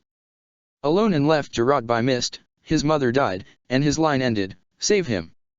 Had the younger sibling not shown him mercy that day, perhaps, he would have died, too forgotten by the village that used and killed his family. Suzuki's favor saved him, he saved his life.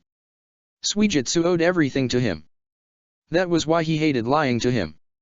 Would Suzuki ever forgive him if he found out? He wondered, face blank and eyes downcast, looking at the countless tracks left in the path. He breathed in the scents wafting to him from the inn, thinking. It was for Suzuki's own good. He did not want to break the brothers apart, it was something he himself had lost, but craved for endlessly. He was not that heartless. Suzuki was very brilliant, clever, but he was also young, naive. He did not know what he had. Only Suijitsu could tell that how a man like Itaka suffered in quiet distress over his sibling's nature, which clashed violently with his own. It was hard to fight against your nature, harder to fight against the one you loved. He loved him too much, and his love was strange and it was terrible. A weeping mother, he treated Suzuki as though he were a little child he could not part with. He felt that Suzuki would break, a brittle toy, if he did not coddle him, indulge his every whim, but he was spiteful as a foe, a daemon, when the child did not obey. The mother had teeth, pointed and long, and she knew how to grin hideously. By design, this part re-emerged when Suzuki did not heed his words and chose to not listen. Suijitsu feared for Suzuki. He was prone to being moody and rash when Itaka did not listen to him. Perhaps he was a child, as Itaka always said, perhaps he was wrong in thinking this way, he did not know anything for certain. Many times, Suzuki wanted to have his way. He was unmoving and innocent in his mannerisms to make Itaka give in to his requests. Suzuki knew he lacked the power before his older brother, so he used whatever means necessary to win. One time in the past, he did not eat for days when Itaka refused to allow Team Taka to be a part of his squad. At last, he became feverish from the ordeal, and Itaka went back on his word. Itaka did not want Naruto to be a part of Suzuki's squad, so when Itaka did not listen, Suzuki left his home. It took Itaka days to find him, holed up in some cave close to Mist. The lies he told to be off Umbu captain's duty. He went back on his word again. By now, he was used to being put to the test by the younger sibling. Suzuki was not famous for being the hot-headed brother in Leaf for nothing. How Suzuki tested the limits of Itaka's nature, and the more anger Itaka gathered, the more moody Suzuki would become. It was a reaction that came to him naturally, eager for his brother to lose. He continued his streak of innocent games as a new captain, testing the older sibling. Finally, he lashed out and got punished over a lax security mission. The prisoner got away, and the inquiry nearly cost Suzuki his freedom. Itaka was angry with him. Suzuki had not listened to any of his warnings. He did as he pleased. That earned him a little time in Tsukuyomi. Delirious, he wandered out of the manor and disappeared into the night. Itaka searched and searched for him, but could not find him. He hired Suijitsu for a mission for the first time. He remembered the look on Itaka's face. For the first time, Suijitsu saw a hue of concern in his eyes and face. It was unbelievable to see a soulless man be moved. Before that fateful day, Suijitsu used to do menial tasks for them. It was his first real mission. He searched Rain's border and found Suzuki slumped against the tree. His eyes abandoned by emotions, and he was crying out blood. Fluid red lines went down his cheeks, diluted into faint pink in the rain. He kept whispering about autumn moths and purple lilies. Suijitsu did not understand him. He could not say he ever understood why Suzuki said those words. Itaka was led there by his crow sitting on Suijitsu's shoulder. He knelt down and drew Suzuki to himself in an embrace, as though he had found his lost child, and he would swear upon his mother's grave. He saw guilt and relief occupy Itaka's eyes. He must have thought the rain to be a clever curtain, but Suijitsu's eyes were keener than that. Itaka whispered promises, many of them that must have fallen on deaf ears. His brother's lips said nothing but the same tale of moths and lilies. Suzuki's madness frightened Suijitsu. He felt pity for him. Suijitsu was fearful of the man he hardly knew, but he asked him, anyway, unable to keep the words in his throat. What, Ave ya dunta, I'm? He had asked, frightened, gazing upon Itaka's face broken by a trace of an untraceable emotion. It was subtle, but the power that lay behind it shocked Suijitsu. He did feel something. He was not a walking, talking statue made of stone. Itaka did not say a word, pressed his finger against Suzuki's forehead, and he fell asleep. Then he picked Suzuki up and left in silence. It was strange. His love was strange. Evil. He could never understand him. Still lost in thoughts, he pushed open the inn's door. The metallic bell hanging at the door chimed, and his memories got cut short. He looked over to the many men sitting around the tables and made his way to the counter. A fat man lumbered left and right, holding a cloth in hand. He was wiping a plate clean very vigorously. Suijitsu settled himself on a chair and tapped his hand against the shiny wooden counter. I'd like a cup of sake. Make it strong, he rasped and adjusted his cowl, a little thoughtlessly. The man placed the cup before him. He downed the cup and looked at him and pulled the hood back. I saw sharks the other day round Mist's Ocean. They go there often? He asked, watching the man's face change. He looked terrified and nearly dropped the plate in his hand. Then he tiptoed and stretched his fat arm to its limit and placed the plate on the top shelf. He stopped close to him, bent down, moved his beady little eyes left and right. What do you want? He doesn't come here anymore. Don't ask for trouble, he whispered shakily, the spit from his mouth clinging to the thick mustache. Its ends were so pointy. He had twirled it well. Suijitsu leaned forward and placed both his hands on the counter.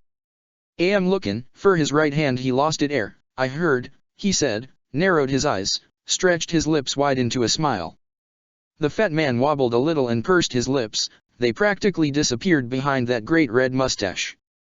Upstairs, he whispered in that same voice again and moved his shiny eyes to the right. Suijitsu cast him a mischievous look and made his way up a very narrow stairway. He was shocked that the fat man even managed to squeeze through the tight space, but he could see bottles upstairs and footprints on the creaking stairs. It was probably a storage space. He cast one last look behind him and opened the only door when he made it to the top. When he opened it, a strong smell of alcohol rushed at him. It was a dimly lit room with bottles of sake sitting in the shelves. Many had dead snakes in them. It seemed that the villagers liked their sake strong. He took one step and an arrow broke the vase into pieces just beside him. He narrowed his eyes and saw a man with a crossbow, sitting in the shadows. It was aimed at him this time. Ah, Kisuk, mate. How ya? Family happy, wife's tits still good? He said, his tone playful, and raised his hands slightly in the air. Ya a hard man to find, though ya could improve that aim. It missed me by 2 feet. I've got no wife, so there's no dem tits. The man growled, and Suijitsu could almost taste the resentment in his voice. Who are you? What do you want? He asked and stood up into the light's weak beam. He was a man around his mid-30s, quite scruffy looking with that overgrown messy hair and a silly-looking, fake beard. It had too many curly white hairs. That's too bad. A man wife?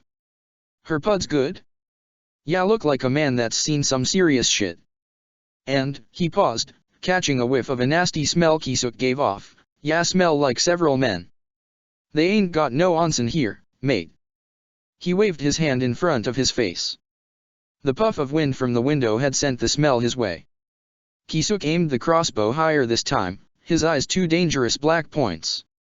I asked you something, he said, his voice gruff and threatening. Hojiki Suijitsu. The fishy knows me, he answered, grinning. You look nothing like the 15-year-old youth I saw a decade ago. I don't even sense your clan's chakra in you. Who sent you? He asked in a severe voice, and his hands shook this time with fear and anger. Whoa, there, sonny. It's me. Let me show it to ya, he said and put his hand on his face. The mask was stuck to his skin like a glue. He pulled at it and it peeled off and revealed his true face. See? This pussy-weddin' face is hard to forget. Kisuk lowered the bow, his face enveloped by shock, and his eyes widened in amazement. What on earth? I can sense your clan's chakra again. What's that mask? It's brilliant. He exclaimed, almost jumping for joy. A twat made it. Ya want it? He asked and smiled as he watched Kisuk nod several times. It looked as though he was jerking his head back and forth like a hungry cock. Suijitsu closed the door behind him and took a seat by the table. The lantern overhead swayed back and forth, and its beam followed it with precision. Kisuk sat opposite him and stretched his hand to touch the mask when Suijitsu pulled it back. Not so fast there, sonny. Ya want it? Ya got to earn it. Where's Kisame? The faggot.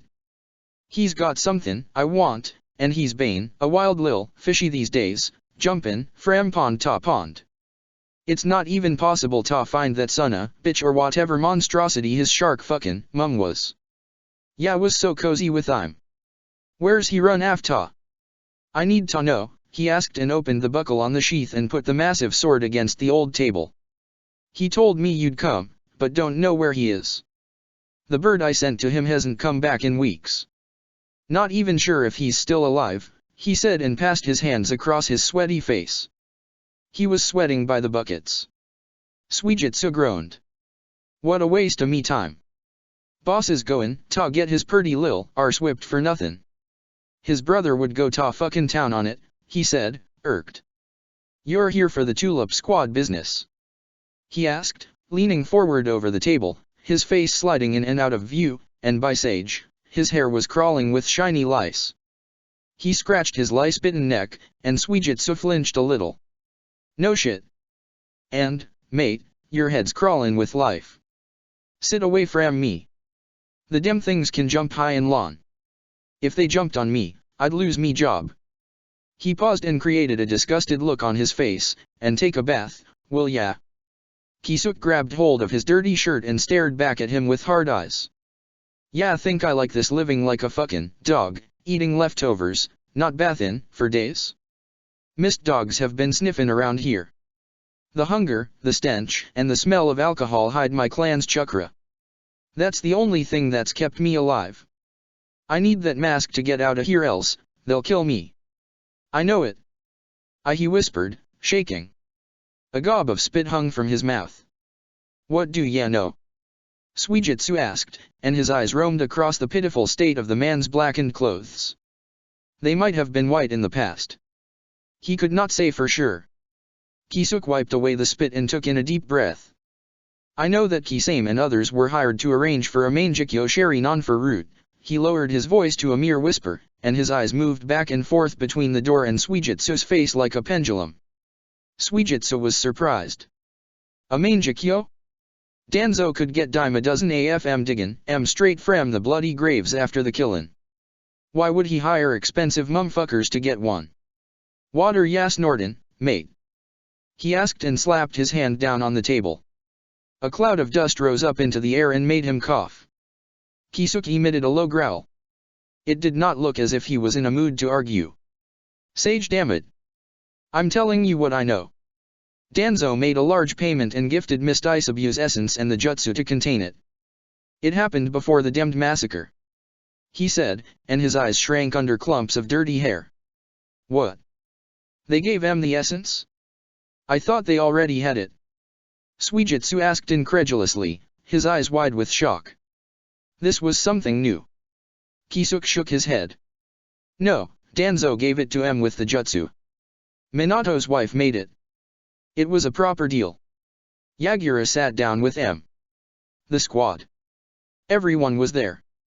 The deal was made to get a pair of Mangekyo Sherry non a rare one. That's all I know. His rough voice subsided to a low mumble, and then he fell silent, his eyes looking hopefully at the mask on the table. Suijitsu ran his hand through his hair. It made no sense. Why did they want a pair of eyes many Uchiha had? Maybe Sasuke knew more than he did? He was an Uchiha, and they guarded their dojutsu secrets well. He got to his feet and reached into his bag that was hanging from his shoulder. He pulled out a much smaller bag and threw it on the table. Kisuk jumped up as if he meant to attack him. Take it. It's got a mask and a permit out AF this village and into rain. Take the road the long way round. Stop nowhere other than a few villages the permit allows. Don't ever take that mask off. Your life depends on it. Reach rain and contact the Uzumaki family as the scroll says, he explained, keeping his voice low. Kisuk kept looking at him for more. After a few seconds, Suijitsu frowned and raised his hands in the air. Water ya waitin' fur, ya fleabag. Grab ya stuff and let's go, he said in an annoyed, sharp voice. Hey, I don't have to listen to you. And what's this? He broke off and opened a pouch in the bag. Is this gold? He bit the coin to check its authenticity, and his face brightened with greed, eyes shining now. Yeah, got ta. Boss's orders, yeah no. He planned the whole thing. If ya don't listen, he told me ta cut ya throat right ere and march out the front gate. And there would be no more gold for ya, he said, his voice chirpy, his features adjusting themselves to that same impish look again. I have to come with you now? Kisuke asked, his hand still fumbling in the bag, his eyes blinking rapidly. There are no more gold pouches in there, ya flea packin' bugger. Take a bath, put the mask on, and let's leave. I'll drop ya off at the next border. Don't stray from the route the boss mapped for ya. He highlighted it with fancy brushes. Even a jackass can't miss the signs, he said with impatience. Right, but this gold better be enough. He put the pouch back inside the bag and closed it with an indignant expression. Or what, me lice lovin' friend? Suijitsu asked, a horrible grin on his mouth. When Kisuke muttered something in response, Suijitsu tilted his head to the right and placed his hand close to his right ear. What was that? Yeah, thought so. Get movin'. Kisuke's mouth was clamped shut. He wanted to say something but did not. It was morning when Itaka made it to his office. The emissary was transferred to Shizun's care, and Tsunade was overseeing the medical procedure. Kuma survived, but the poison weakened his heart. It was not anything fatal, nothing a little chakra-heavy pill and a long night's sleep could not fix, but he was old, and there was no cure for that. He sat in his office, looking at the clock. It was 5 a.m. Another cobweb hung by the clock, it needed cleaning. He had not slept a wink in 2 days. He was a rigid man, but he was human. He felt his body weaken from these long journeys without rest, and he had yet another mess waiting for him.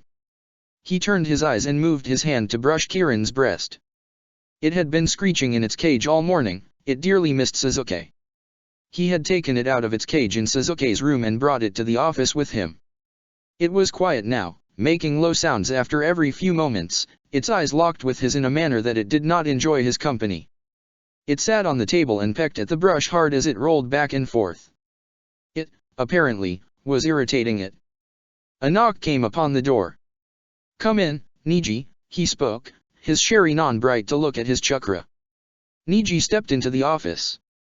He was always nervous in the Umbu commander's presence. He bowed and placed the scroll on the table. I apologize, Itaka-sama. Naruto slipped down a tunnel. It took me a while to get him back up, he explained, a little breathlessly, his cheeks red and hot from excretion. Your report is 15 minutes late. Would it have come early had Naruto not slipped? He asked, his tone unusually frosty. Niji did not say anything. His eyes were downcast, and he looked embarrassed. Itaka petted Kirin again, but it responded by pecking angrily at his fingers. Where is your captain? He asked as he continued to stroke the bird's smooth feathers. Niji looked up, his eyes wary. Kai-san sent in a hawk an hour ago. They were 60 kilometers past the last village's border then. He should be back in 2 hours, he said and dropped his eyes down to his feet again. Ignoring its constant pecking, Itaka grabbed Kirin from the table and brushed his fingers against its smooth breast. Of course he will be, he spoke in such a soft, whispery voice as though he was talking to himself. His eyes calmed Kirin down quite a bit. Niji thought he saw a faint smile about his lips. Gently, he put the bird back down on the table and looked at Niji's sweaty face. Tell Tetsu outside to inform all squad captains that they are to bring in their weekly missions report to my office within 3 hours, including Suzuki. Niji nodded in silence. He made to leave when Itaka spoke again, forget about Shizun. She is busy with another task. Tell Sai to bring Kiba along. I need to speak to that shinobi. He seems interesting, he spoke after a long pause, and his mouth twisted in a strange, but faint, smile. And do tell Sarizawa to bring my Umbu seal from the house when he gets back. Talk to him alone. Do not make this another untimely slip. His face lost that smile, it appeared uncaring again. Then he returned back to the idle task of petting the quieted bird. Niji did not stick around. He bowed and left in silence, leaving Itaka to whisper something strange to the bird, something about Suzuki, but he did not stick around to listen. Chapter 34, The Runaway Boy. Try as he may to control his heart, it ran with erratic thumps. Konoha's gates loomed into view, tall and thick pillars exuded the smell of chakra-infused wood he was accustomed to by now. That damned Yamato and his knockoff Mokuton tricks, he could not say he ever liked him. He took 2 more steps and came under a weak strip of shadow, cast by the pillar as it caught the morning light. He stopped and raised his head towards the light. It was a softer yellow, weak. Autumn sun never could burn on the skin, but when storm that burgeoned forth in impatience in autumn's breast, it thumped with thunder, tripped with lightning. In storm's absence, it was a warm morning, yet he felt cool sweat oozing freely from his pores. Sweat drops shivered and tickled on his skin, and he gulped down the pebble-sized lump in his throat. He was passing through the stemmed gate to his judgment. He felt a heavy slap on his back and Kai's face suddenly occupied his vision. "Come along, Suzuki. Itake-sama's asked us to bring our reports in. He asked for yours, too, and we're already half an hour late." "Hurry up," he said and slapped his back again. "I heard you," Suzuki said, and dread and gloom's efflorescence assailed his mind. He wanted to be anywhere but here, but there was no use hiding. How long would he escape his brother? As if the thought made him accept this defeat, his black eyes dimmed, and his face turned sad. He felt like a child afraid of being caught and punished for his games. He had disobeyed his brother, and now, the time had come to brave up to him and suffer through whatever he had in store for him. He knew this day would come the moment he touched that seal. His fingers brushed the wooden part, and fears had made shiver his bones. He was defiant, a wayward young man his brother thought to be no more than a child. Suzuki's feet moved, and each step weighed heavily on his mind. He walked through the gates. His Sherry-non, feeling the anxiety in him, resurfaced as if trying to shield his body and mind from any assaults that awaited him. It whirled with determination in his eyes, and with keener visions, he saw dust collected in the leaf symbol, cut into 2 as the heavy gate lay open in front. Shinobis stood by the gate, cowed fools that guarded these walls. How he detested the lot of them now, men who pecked at the remains of his father and mother to gain new crowns. The chakra shield fell over him as he crossed the invisible chakra's boundary, which his Sherry-non saw as clearly as leaf men, his body awash in tingles that darted down the spine's length. It was an old defense mechanism. Even a common sensor could sniff it out. The decrepit fools that controlled Leaf's policies had grown senile. Most bypassed this scentless veil through the underground caves. Sadly, they never survived the panoply of chakras, a deathly blend, and a web of cave tunnels that ran under Leaf's soil. They said that, long ago in the past, this place had volcanic activity. He did not know how true this claim was. Some of the tunnels, which had the touch of Doton users' less than delicate hands, were too perfect. Sakura stood with Niji a couple of feet from the guards, watching him. Their eyes met for the tiniest moment, and he read her completely. Wish. He saw it dancing in vulgar motions in their hues. They never relinquished spring that never faded. Sakura flowers may have wilted, but her wild wishes knew no ends. It was an obsession for her, bereft of logic. When would she learn the lesson? His words that night had not taught her to let things go. He had the urge to tell her of her foolishness to pursue him, but it was not the time to think of such things. He had worse things on his mind, grave things, and he did not want to crowd his thoughts. Not now. He paused in his steps when he saw Niji make his way to him. He looked a bit worried. He stopped and gave a bow. "I hope your work went well." "Itake-sama," he paused and coughed, his brow sweating. "He's asked for reports on Suijitsu, Yugo, and Karen, as well. You sent them all on holidays and altered their duty roster. I don't think Itake-sama knows." He looked at Suzuki, his eyes unusually dim. He seemed deeply concerned of Suzuki's decisions to override the commander's duty roster. Suzuki shoved his hands into his pockets and looked away to the sky, his face creating an artificial look of indifference. An act. Of course Itake knew of his meddling. He knew how to nail him to the wall. He was going to use this to break him, and that punishment would not be far behind. "Let me worry about that. You can finalize the rest of them. Meet me in the office in 30 minutes, he said and looked in the direction of the melodic sound that came to him from behind the trees. He blinked and saw a white orb whoosh to him. In the next moment, Karen landed on his shoulder. It screeched loudly to tell him of something and everything. He titled his head back and let out a laugh and felt it press its tiny feathery body against the crook of his neck. It suddenly fell silent and made the lightest sounds that filled his right ear. "You missed me." he asked and grabbed hold of its tiny body. Its small eyes stared at him from over his fist. Sasuke bent his head down and brushed his nose against its breast, and it made another melodious sound in response. I brought you treats all the way from Mist. You like pink fish, don't you?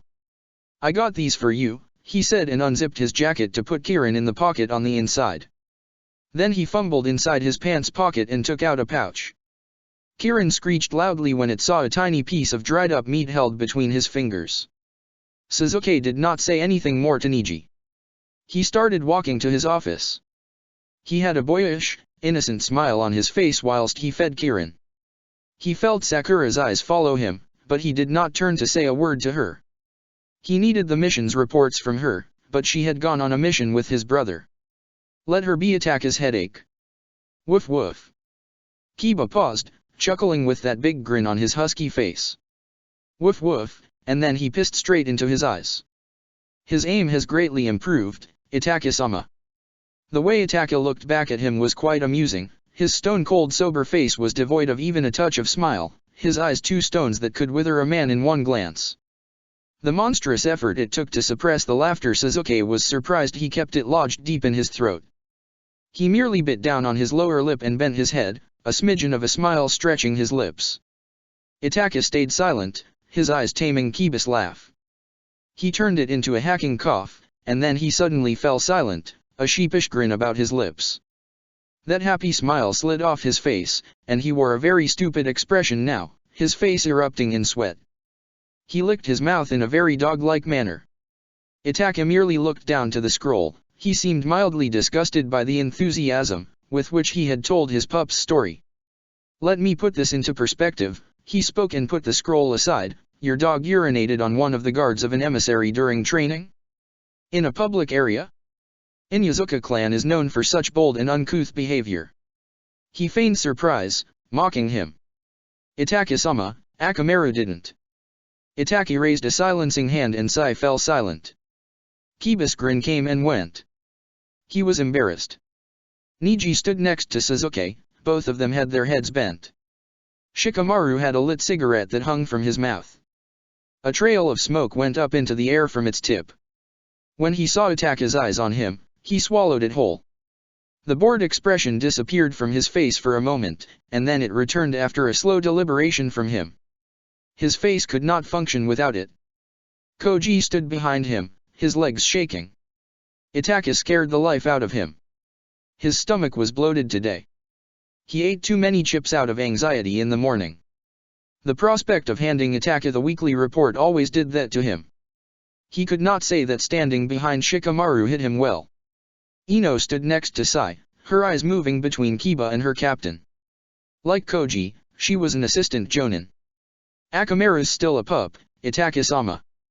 He made a mistake, Kiba said in a throaty, fire-crackling voice. His face burnt with shame. You let him loose in a public place and the animal is at fault? Common sense envies the fool, he spoke and rose to his feet and looked over to Sai. You are his captain. Is this the manner in which you want to proceed on with your captaincy, letting your team do as they please like the animals they keep? What a fun, motley group. The young captain's head was bowed. I apologize, Itaka-sama. Kiba is training Akamaru well. It probably acted out as it was locked up for 2 days after the injury. None of us expected it. I'll write a letter of apology. It won't happen again.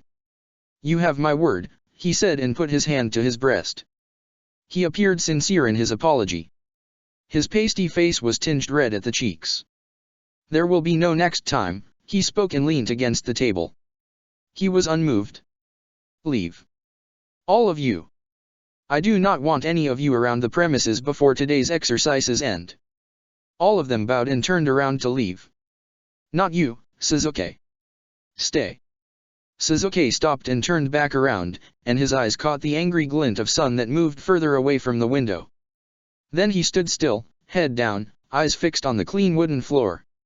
He listened to the sounds of their steps leave the building. It was so quiet all of a sudden. Only Kirin's little sounds affected the air. It was sleeping in the inside pocket of his half-unzipped office jacket.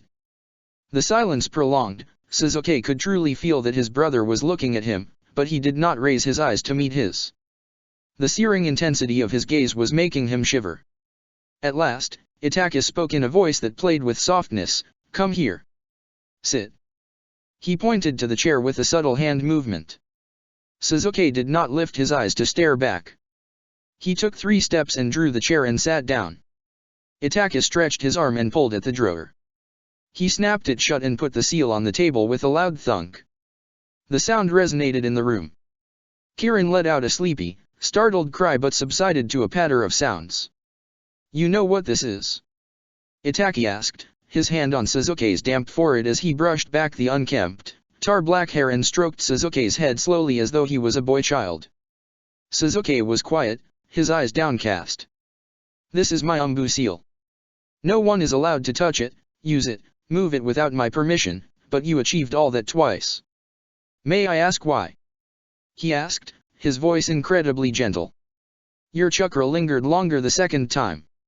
What did you use it for? I am sure you can humor your brother." Sasuke's shallow breaths were stuck in his throat. He could not speak, lips quivering against the emotion's heaviness. He was afraid. His brother terrified him today. He found his tone to be fake, mocking. A sparkle of sweat was starting to mist his brow, his shoulders bowed like a tired child's. Did Itachi resent him so much to mock him? Sasuke did not move his gaze, it remained directed to his hands, white as though dusted by ash. It was as if fear had sucked the blood dry from his body. He saw the green veins jumping under the fresh casing. He rubbed at his wrist and the shivering flesh there turned pink, but he was still silent. "Silent," Itachi spoke, voice a little deep, breathy. "When I want you to speak, you are silent. When I do not want you to speak, you are never silent. You think I do not know what you have done." His voice rose a little, yet it still maintained that patient and mild tone. "You nearly got the emissary killed through a band of thugs to send me away. Did you read Sakura's mind? Her mind and body are open doors, nothing stays hidden there." His face became a bit harder. A muscle twitched on the side of his jaw as though he was displeased by uttering her name, though his eyes were mellow reds as they roamed across Sasuke's young face. Sasuke's countenance was deathly pale and not a single heavy breath greatly moved his breast, his tongue, a trained animal in his mouth. He could still wriggle out of this if he did not say anything. It was better not to speak. "Why did you do this? Did you expect those men to perish? Why make such an elaborate scheme to send me away? I could have asked Suijutsu, but we both know he is not good at these games." "You are," he spoke, looking down at his face. "You come up with these tricks, these games to have your way. You thought I would never find out." Slowly, he shook his head. The wind hissed outside the window and overpowered the sounds of their breaths. "You are not leaving till you tell me what you used this seal for. This was what you have done. It is unthinkable. You have no idea what you have done, you rude boy. You nearly got a political official killed." He bent down slightly and let out a heavy whisper, "If a whisper of this gets out, you will be put to death, yet you seem not to care. You have never cared about yourself or me. You are not leaving here. I am not letting you go, not this time." Hints of worry glimmered across Itachi's face, but worry gave way to tamed anger that found a true path and glinted in his eyes. Sounds from outside reached his ears, yet did not distract his eyes, settled upon Sasuke like a heavy cloth in winter, and, still, Sasuke did not speak, words hooked deeply into the tongue's tip. He did not let them rip away and tumble out from his mouth. Moments passed and stretched to a long lull between Itachi's words. He spoke gently again, but with a command coursing in his voice, "Look at me, Sasuke." And in spite of himself, Sasuke raised his eyes. When their gazes met to battle, his brother's eyes pierced into his, and he felt the greatest ache of fear in his heart, left fragile at the sight of his dreaded shurikens that spun with a faceless fury. His heart tripped, a stalled bird, something in the darkness of his mind thrashed violently, and his body convulsed reflexively. He stood up with a sudden jerk. With a loud thud, the chair fell back behind him, his eyes wide as if he was already in Tsukuyomi, his whole body shook, his lips sealed tight as if cruelly sewn together with careless stitches. Sasuke staggered back, and the horrors in his breast sung out from black, painfully, madly. His foot knocked against the chair, and it skidded to the right. Unbeknownst to him, a few tears moved down from the side of his red eyes. They burnt, shining on his skin, his breaths quick and loud as though he had been running. Sasuke was petrified. Afraid that Itachi was going to do something to him again. Itachi only looked, his face changed by the tiniest touch of surprise. He was not expecting this reaction. I will not punish you. You have my word. Itachi spoke and stretched his arm to touch him, but Sasuke staggered further back. He cringed away from Itachi's touch, his eyes still fixed on his as if he was trapped in a painful illusion, struggling to get away and run free. Sasuke's lips trembled open and he spoke, fighting hard with emotions, I'm not telling you anything. I won't tell you anything. His breast heaved, his face rosy with a faint and gradual shading of red at the nose and cheeks. Tell me the truth. Tell me what you did. At least, I would know how to protect you if someone finds out about this. Do not do this. Do not test me, he warned, the Mangekyou Sharingan pulsing in his eyes, threatening him like a dangerous predator with its claws out. The fear mounted on Sasuke's face. His troubled eyes were upsetting to Itachi. He had never seen him so frightened. He did not want to lure out his shurikens to rouse fear in him, but it was for his own good. I won't. You can't make me, Sasuke said defiantly, his voice rising in anger, trembling, you'll ruin everything again. You always ruin everything. I won't let you. I won't. He staggered back and turned away to rush out of the door. Your fingers so much as touch that door and this will be your last day as a shinobi. You do not want to test me, not now, Itachi spoke behind him, in a voice which was harsher than his previous one. Then you can moan and protest and I will not listen. This I promise you. Itachi's face was hard as an iron mask. He stood straight, anger wrung out his senses. Sasuke had to be disciplined. Sasuke's fingers were close to the handle. They trembled with the desire to touch it, but Itachi's threat had a greater effect on him. Sasuke drew his hand back and stood with his head bowed, defeated. Come here. Come to me, Itachi spoke, his voice tamed by love again. His hands stretched out as he moved his fingers slightly to call Sasuke to him. As though entrapped by his voice, Sasuke's feet moved before he could stop himself. He stopped close to Itachi. He took Sasuke's face between his hands and tilted it up to him, and his thumbs worked with precision whilst he wiped away anger's signs drying around Sasuke's eyes. You child, he spoke, his voice calmer, hoping that it would soften his brother's anger. Tell me the truth. I will not say anything to you. I will not punish you. You have my word. What did you use the seal for? Did you make something for Suijutsu, for someone else? A permission of some sort? What did you do with it? Tell me, he whispered close to his face, his breath moving across his features. You are a good boy, Sasuke. You are such a good boy. Itachi bent his head and pressed his lips to Sasuke's brow, his eyes looking at the nearly ruined chakra veins behind Sasuke's eyes. If he used genjutsu now, he would drive him mad, and it pained his unwilling heart. He had been cruel to him. Sasuke looked back at him, his eyes wearing shields of defiance, pushing back the fear. I won't tell you anything. You'll have to kill me to get it out of my head. Do as you please. I won't tell you, he said, and his voice was steadier this time, and a smile trembled about his mouth. Itachi's hands moved down, and he looked at him with a distant expression. If that is what you wish, he spoke and walked around the table. Then he took out a scroll from inside the drawer and placed it on the table. You are dismissed from your duty. I will decide when you can rejoin, not you. You cannot leave the confines of your house. You are not allowed to contact any of your team members. If I catch you disobeying me, it will result in your permanent discharge from service. He cast his cool gaze upon the bewildering expression on Sasuke's face. You can't do this, you can't. You're not being fair. He spoke with difficulty as if he was out of breaths. The wind was knocked out of him. A smile, bold and strange, stretched Itachi's lips a little. You are the sweetest child. You always forget that I am more than just your brother, he spoke and drew closer, his eyes fixed upon his. I will forget this. All you have to do is tell me, and I will burn this scroll right now. Your tricks are not affecting me this time. You are not slipping out of this.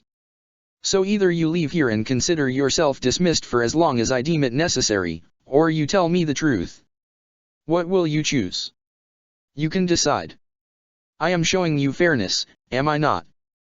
He crossed his arms and looked back at the flare of anger in Suzuki's eyes. Suzuki lifted his head, face shaking, cheeks red-hot with fury, eyes wild with the rage from Sherry Non. Damn you, he hissed through trembling lips, contempt lashing his face. Then he spun away and stormed out of the office. Not a moment later, Kai rushed into the room. Itaka breathed out a long breath and leaned back against the table. Itaka-sama, should I let him go? Let him cool off, he spoke and pinched his eyes closed. He was tired. Night had fallen and Suzuki had not come back. Itaka sat in his chair, looking outside the window at the somber sky. Wind had eased up, but now, light rain was pattering outside. The door to his office opened with a little creak and Kai stepped in. The hinges needed oiling, autumn and rains rusted them beyond use. You called, Itaka-sama? He asked and bowed. Where is Suzuki? He asked and placed his arms on the armrest. He abandoned his duties and left for home. I haven't seen him all day, Kai said and clasped his hands behind his back. He did not complete his duties. This child, Itaka whispered and rubbed at his temples with his left hand's fingers. Call him back. I was harsh on him. Tell him that he can return to his duties. Kai looked at him hesitantly. There's something more important that requires your attention, he said and put the scroll in his hand on the table. Danzo has asked for a hearing concerning that Byakugan investigation and missed prisoner's death. Suzuki has to show himself before the Elders' Council in 3 days. A little surprise disturbed Itaka's composure. Danzo! He whispered, and his eyes grew unfriendly. He flashed his eyes to Kai and stood up and picked up the scroll from the table. Cancel all of my missions. I am going home. Kai bowed and watched him leave. The night was cool and pleasant, wind calm, thunder was loud in the sky, but the rain remained gentle. It took him about half an hour to reach home, with the scroll in his hand. A large Uchiha lantern was lit in front of the Uchiha clan's symbol. The lantern moved back and forth as the wind snuck in. Itaka closed the door behind him, placed the scroll on the rack, and listened to the rush of feet across the wooden floor. An old servant, Tanaka, came before him, his hands, knotted with veins, were shaking from cold. Welcome home, Itaka-sama. Shall I get you dinner? He asked, his small eyes shining. He was a kind-looking old man. No, I need to speak with Suzuki. Where is he? He asked and took off his sandals. His head snapped in the direction of Suzuki's room. He was swaying now. It was difficult for him to stand for long periods of time. I haven't seen him since evening. What's the matter, Itaka-sama? He asked, his voice raspy and old. Itaka turned to his Sherry Non and found the whole house empty save for Serizawa, who was crumpled on the floor in Suzuki's room. He flashed to the room. When he opened the door, a burning smell went up his nose like fire. Serizawa's body still trembled with the electrical charge. Suzuki had used a mild Raiden on him. He could see Serizawa's heart beat slowly in his breast. He was alive, with minor burn wounds all over his body. Itaka drew closer to the low table when he saw a deep red glint on Suzuki's headband, abandoned on a scroll by the lantern. He bent down and picked it up. It was a resignation letter. Suzuki had resigned from his post and left home. Suzuki. He spoke through clenched teeth. What have you done? He sat down on the floor and put a hand upon his face. Where would he find him? In 3 days? Chapter 35, A Wayward Brother. Sun was high and the weather cool. 2 days without sleep, and another night with no rest, had left him irritable and exhausted. He was human, after all. His body was tired. The mind could not work the way it normally did. A dull fever gripped him, burnt like smoldering coals left overnight in the hearth. There was a glimpse of fever in the eyes, a shade of red in the cheeks. He took stiff strides to her office. A crowd of shinobis standing in the hall parted away. Many of them shouted honorifics. As always, he showed them nothing but indifference. He opened the door to Tsunade's office, his ire-bitten eyes falling on her fair face. He closed the door behind him. The sound of the click made her look up at him. "What is the meaning of this?" he asked, his voice deep and heavy. There was a subtle undercurrent of anger that was a little hard to miss. He approached the table, a scroll held tightly in his hand. Tsunade slowly stood up, her hands on the large table. Few cushions were placed on the chair to give her that much-needed lift. She frowned, and her eyes locked to the shurikens that spun in his eyes, a slow yet threatening motion. "Is there any reason for you to use that tone and grace me with your untimely visit?" she asked, and her mouth twisted in irritation, flowers blossoming in her cheeks. He placed the scroll on the table, eyes heavy on her face. Her eyes yielded before the foreboding, turbid darkness in their reds. Then she lowered her gaze, picked up the scroll, and read it. Anger slipped from her face, replaced with worry. He could even see traces of shame. This trick? Now of all the times Itaka stopped himself before he could say any more. His waxen face trembled for a heartbeat, with controlled fury. Then the emotion slipped back to the corner whence it had briefly set itself free. Tsunade raised her eyes and irritation returned to her face with swiftness. She did not like his tone. "That's the first I'm hearing of this," she said as she tightened her jaws and lips and rolled up the scroll, a scowl on her face now. "This order didn't come to my table. He must have gone straight to the elders for this."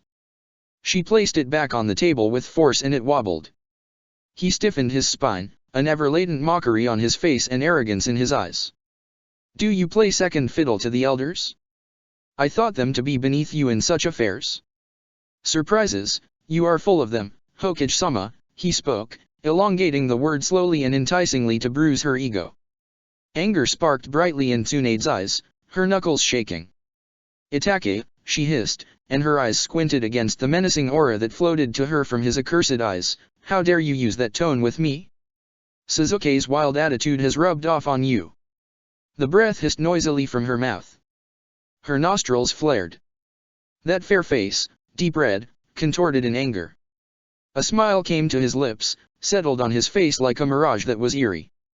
"My honesty should not wound you. How did he issue this order without your consent? Or are you a part of this, playing a game with him to corner the boy?" he asked, threat dripping from his lips. His customary mask was slightly broken by the unsavory impact of ire, yet for him to show even this much? It shocked her. Tsunade's eyes widened, anger marching across her features with assured strides. She looked somewhere between shocked and livid. Her red mouth curled in rage, of which she had yet to let go. "What are you talking about? Don't talk in riddles," she said, and gazed intently at his young face. He looked like his brother. If only nature had fixed the little errors, it would have been impossible to tell them apart. Itaka shook his head in slow movements, the frosty smile most apparent on his face. "It is a simple question. It would be better if you did not elude it. Though I wonder," he paused and narrowed his eyes on her face, "how much that precious student of yours will gain from this? Another Uchiha caught by root. Brilliant, they would say."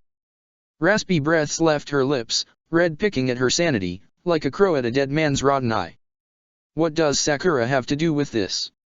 she asked, her lips dry. He sounded cruel. Inhuman the way he spoke of her, as though there was something of a liquid malice swirling in his mouth, and he wanted to spit it down into the gutters. The corner of his mouth twitched, and that mocking expression melted into something no less intense. He reached into his pocket, pulled out a scroll, threw it softly at the table as if he was playing fetch with a whelp. It bounced off her stomach and landed in front of her right between the stacks of scrolls. She stared down, then up, absolutely furious. The menagerie pays her well. How terrible if she loses her life in this game, he spoke, voice coming out in a manner that made her hairs stand on end. "What are you?" Tsunade stopped, her breaths had gone shallow, heart, terrified of what he was suggesting quite freely. Her eyes left his gaze that held hers in an invisible shackle and dropped to the scroll. With unsure hands, she unrolled it, and the details brought tears across her eyes. She slumped back down into the chair, and her mouth trembled. She found it difficult to speak.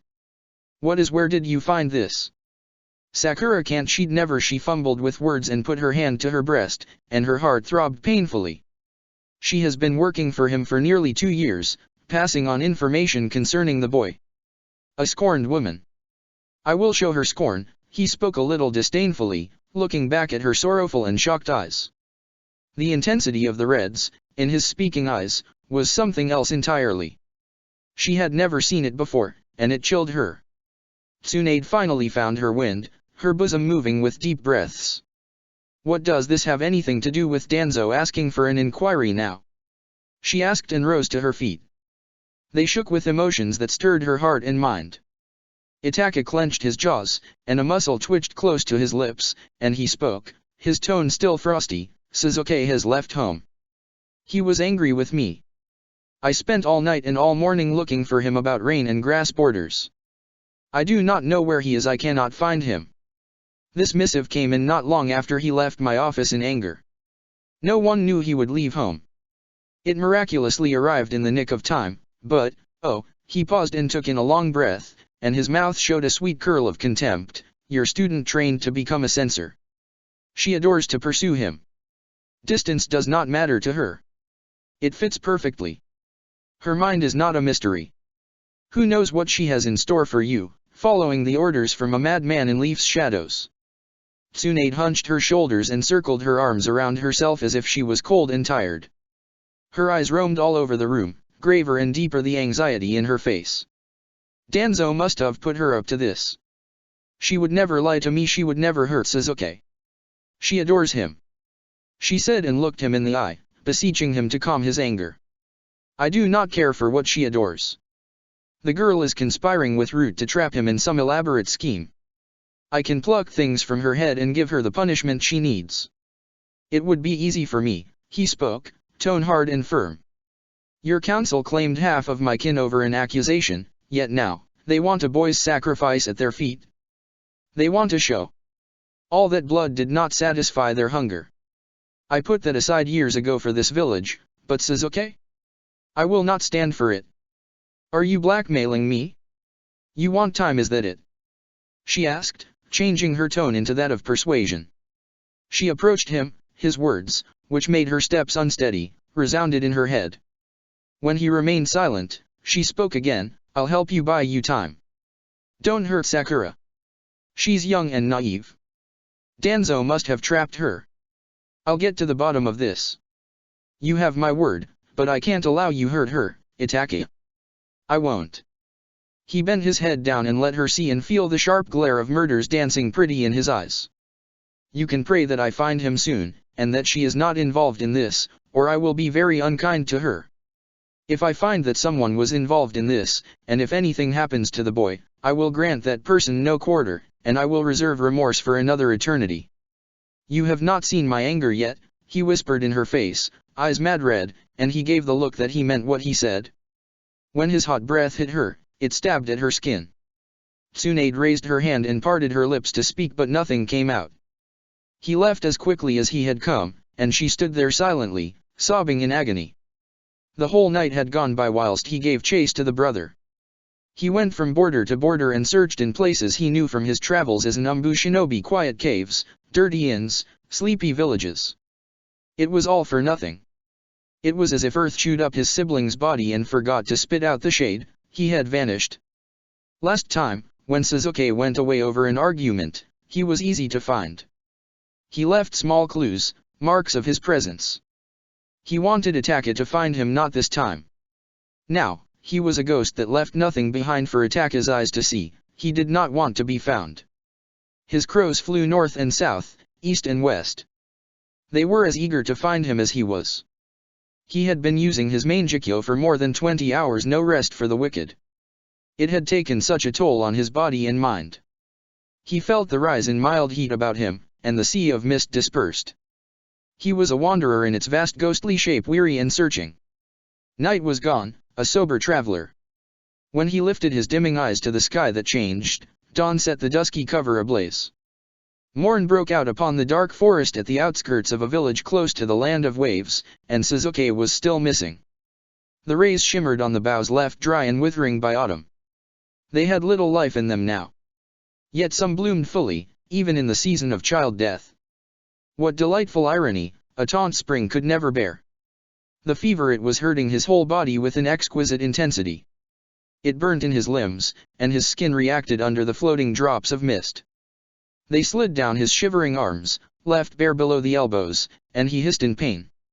Relying on his Sharinon so much was killing him. Mangekyous were terrible allies, they took the light away for weeks and punished the body when called upon more than once. It was a price Uchiha had to pay for an awesome power. His beloved brother was eternally free from such punishments. Itachi steadied himself beside a tree, fingers trembling on the bough, eyes stubbornly looking through his crows. 4 of them flew across the borders, and Suzuki was nowhere in sight. Kai and Sarizawa stood about 60 feet behind him. Kai had put some animals under genjutsu.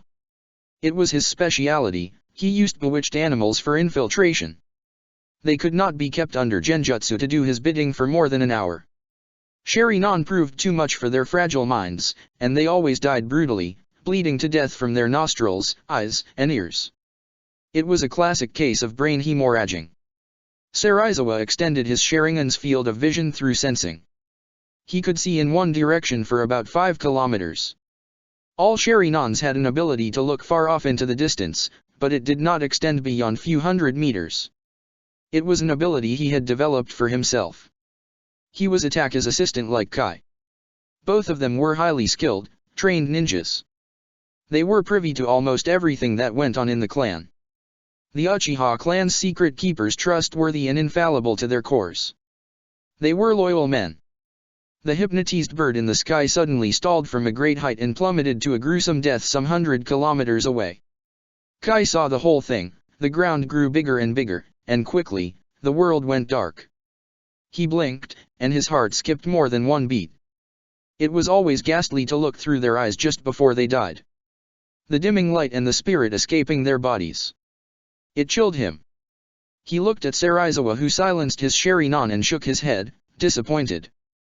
Kai turned his eyes to Itachi. He had his back to them, with his hand still upon the low-hanging bough, his eyes upturned as though he was fascinated by the trees that stood in bloom. A deep frown appeared on Kai's forehead, and he returned his eyes back to Sarizawa. "Suzuki's a handful," he said lowly and crossed his arms. Sarizawa made its king sound and shook his head again. "I don't want to speak of this. Why can't you let this go?" he said and half turned to look behind his back at Itachi. He had been standing silently for the whole hour now. "Let this go? Itachi-sama will become the clan's head soon. The ceremony's not far, but he hardly has time for anyone beyond Suzuki's foolish behavior. This isn't the way to behave when he knows that his older brother has a responsibility to the clan," he said, his voice carrying the air of irritation. "He quarrels with him all the time. When will it end?" Sarizawa stepped closer. "Why does it matter to you? It's between them, and I'm quite fond of our cousin. He's moody, we all have our faults. He's too young. You're not. Let's not pretend that you're a pious monk, Kai. We both know you aren't. Your self-important attitude shocks me sometimes," he said and wiped his face with his hand. Morning mist drops covered his face and shone in the morning light. He looked like a strange-looking divine creature before Kai. "Oh? You liked it when he attacked you with Raiden? You're too kind to him," he said, his voice stubborn, and his face gave the same impression. "As I said, we all have our faults. The Raiden didn't hurt me. A cheap bomb from the infirmary was enough to heal the burns. He'd simply knocked me out.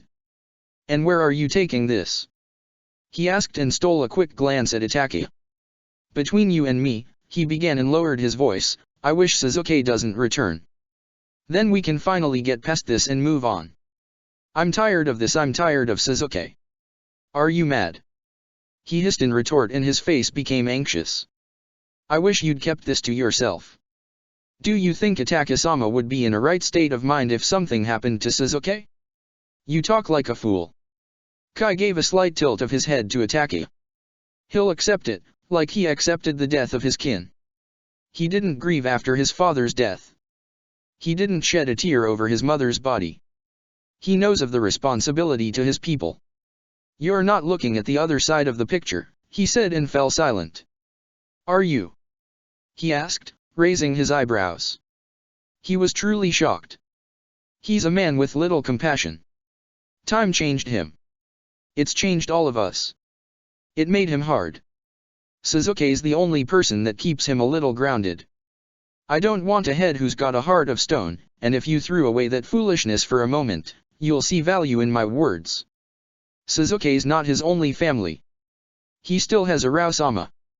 Surely, you don't understand my words.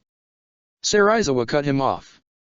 I'm willing to pluck my eyes out and spend my life as a blind man if he isn't driven mad by Sasuke's death. He'd never survive it. He brought him up as if he were his own child. You truly underestimate Sasuke's value in his eyes. You always have, and I'm shocked that you don't see it. Kai looked at him, lost for words. Their conversation never made it to attack his ears. His senses had greatly diminished, and his whole body shivered. Your anger. How do I find you? You could have spoken with me. Let them go. Why did you leave home? He whispered, words shaky, voice beyond his control. Spinning, the shurikens cut deeply into the mind, and he was distressed beyond measure for the brother who had become wayward much to his displeasure. On the verge of breakdown, his body haunted the Sharingan, his vision blurred suddenly and all of his crows disappeared, and before he could steady himself to preserve his dignity, he fell down onto his knees and slumped sideways against the tree. Callous like the shurikens made him bleed, and he breathed loudly, his wide eyes upon the blood spilling in the sky. He was simply staring up, with his head tipped back delirious. Kai and Sarizawa called his name, but he could hardly hear their voices. Sui Suijutsu call him, he managed and gripped Sarizawa's arm tightly as he knelt beside him. He curled an arm behind Itaka's back to pull him forward. Itaka-sama, take it easy. You haven't eaten anything, haven't taken a drop of water in 3 days. You're overusing your manjikyo. Please, get some rest, you need it, Kai said and looked at Sarizawa for some support.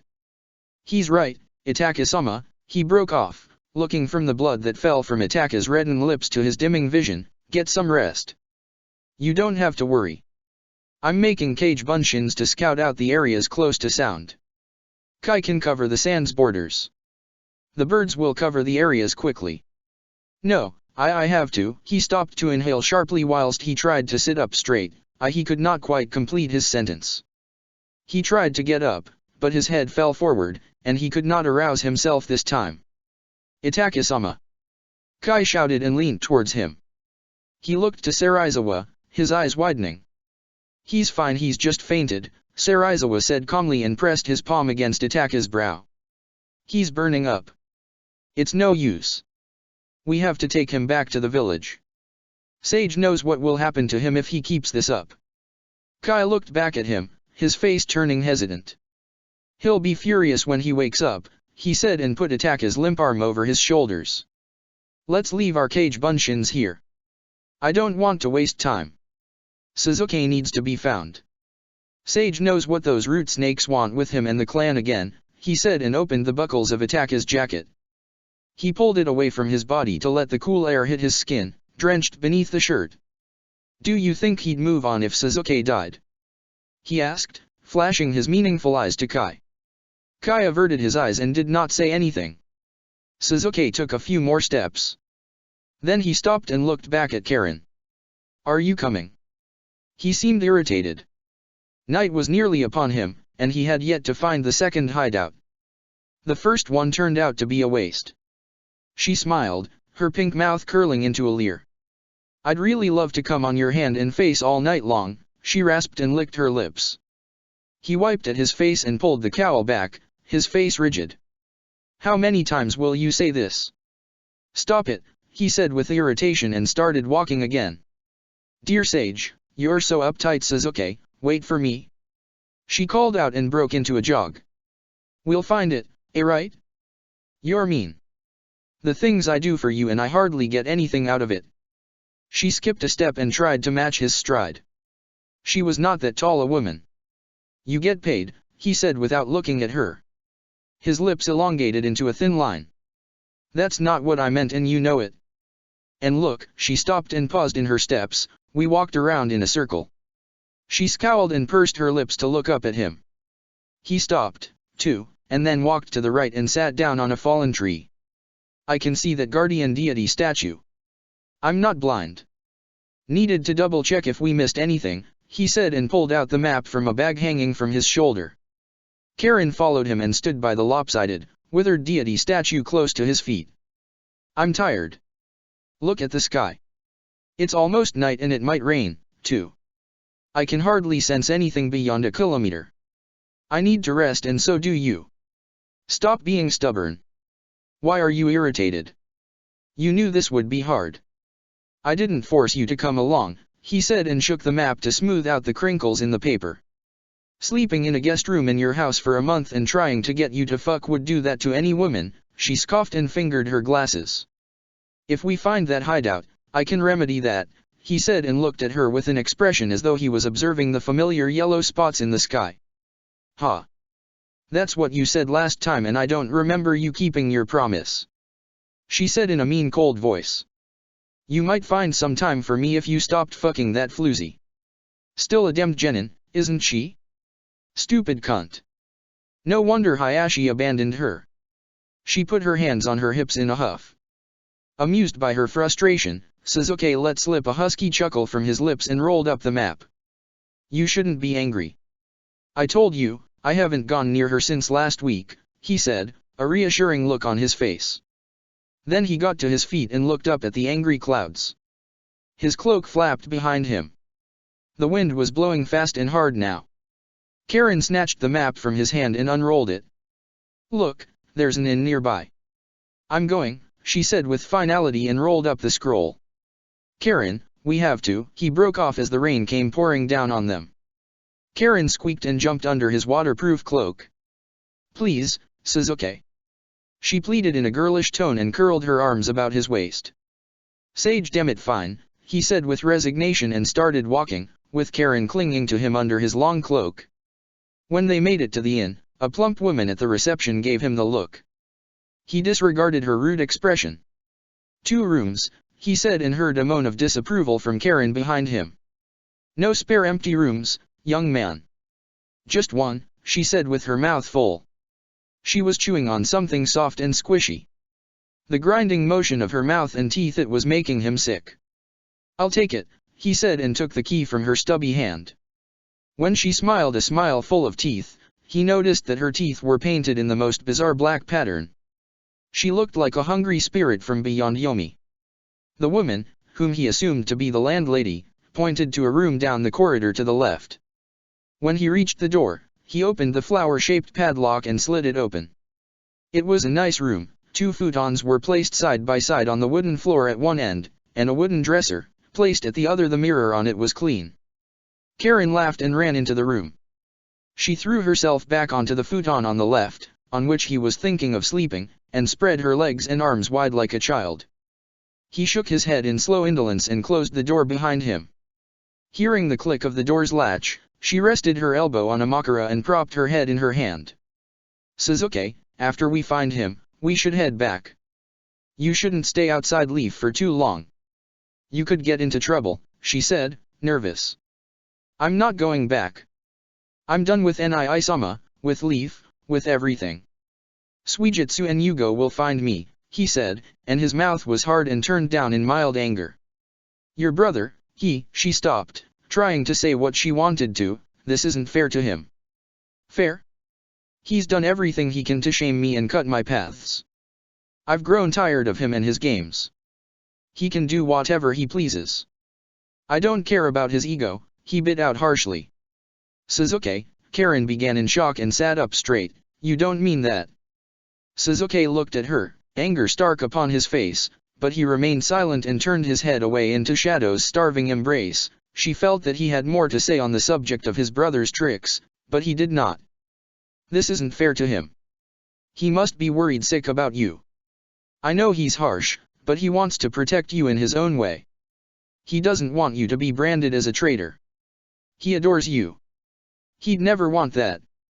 Suzuki, you're not being fair to him or yourself.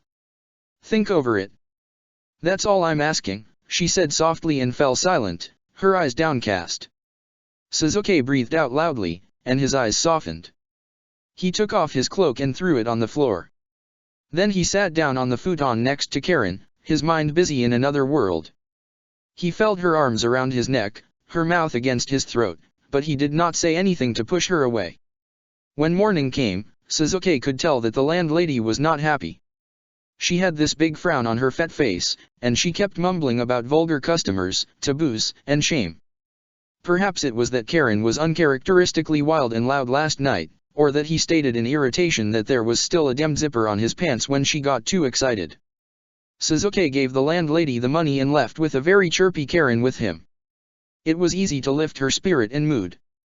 Albeit Suzuki was not in the mood, he did not mind that he had let Karen have her way with him, a small sacrifice on his part to keep her quiet and happy.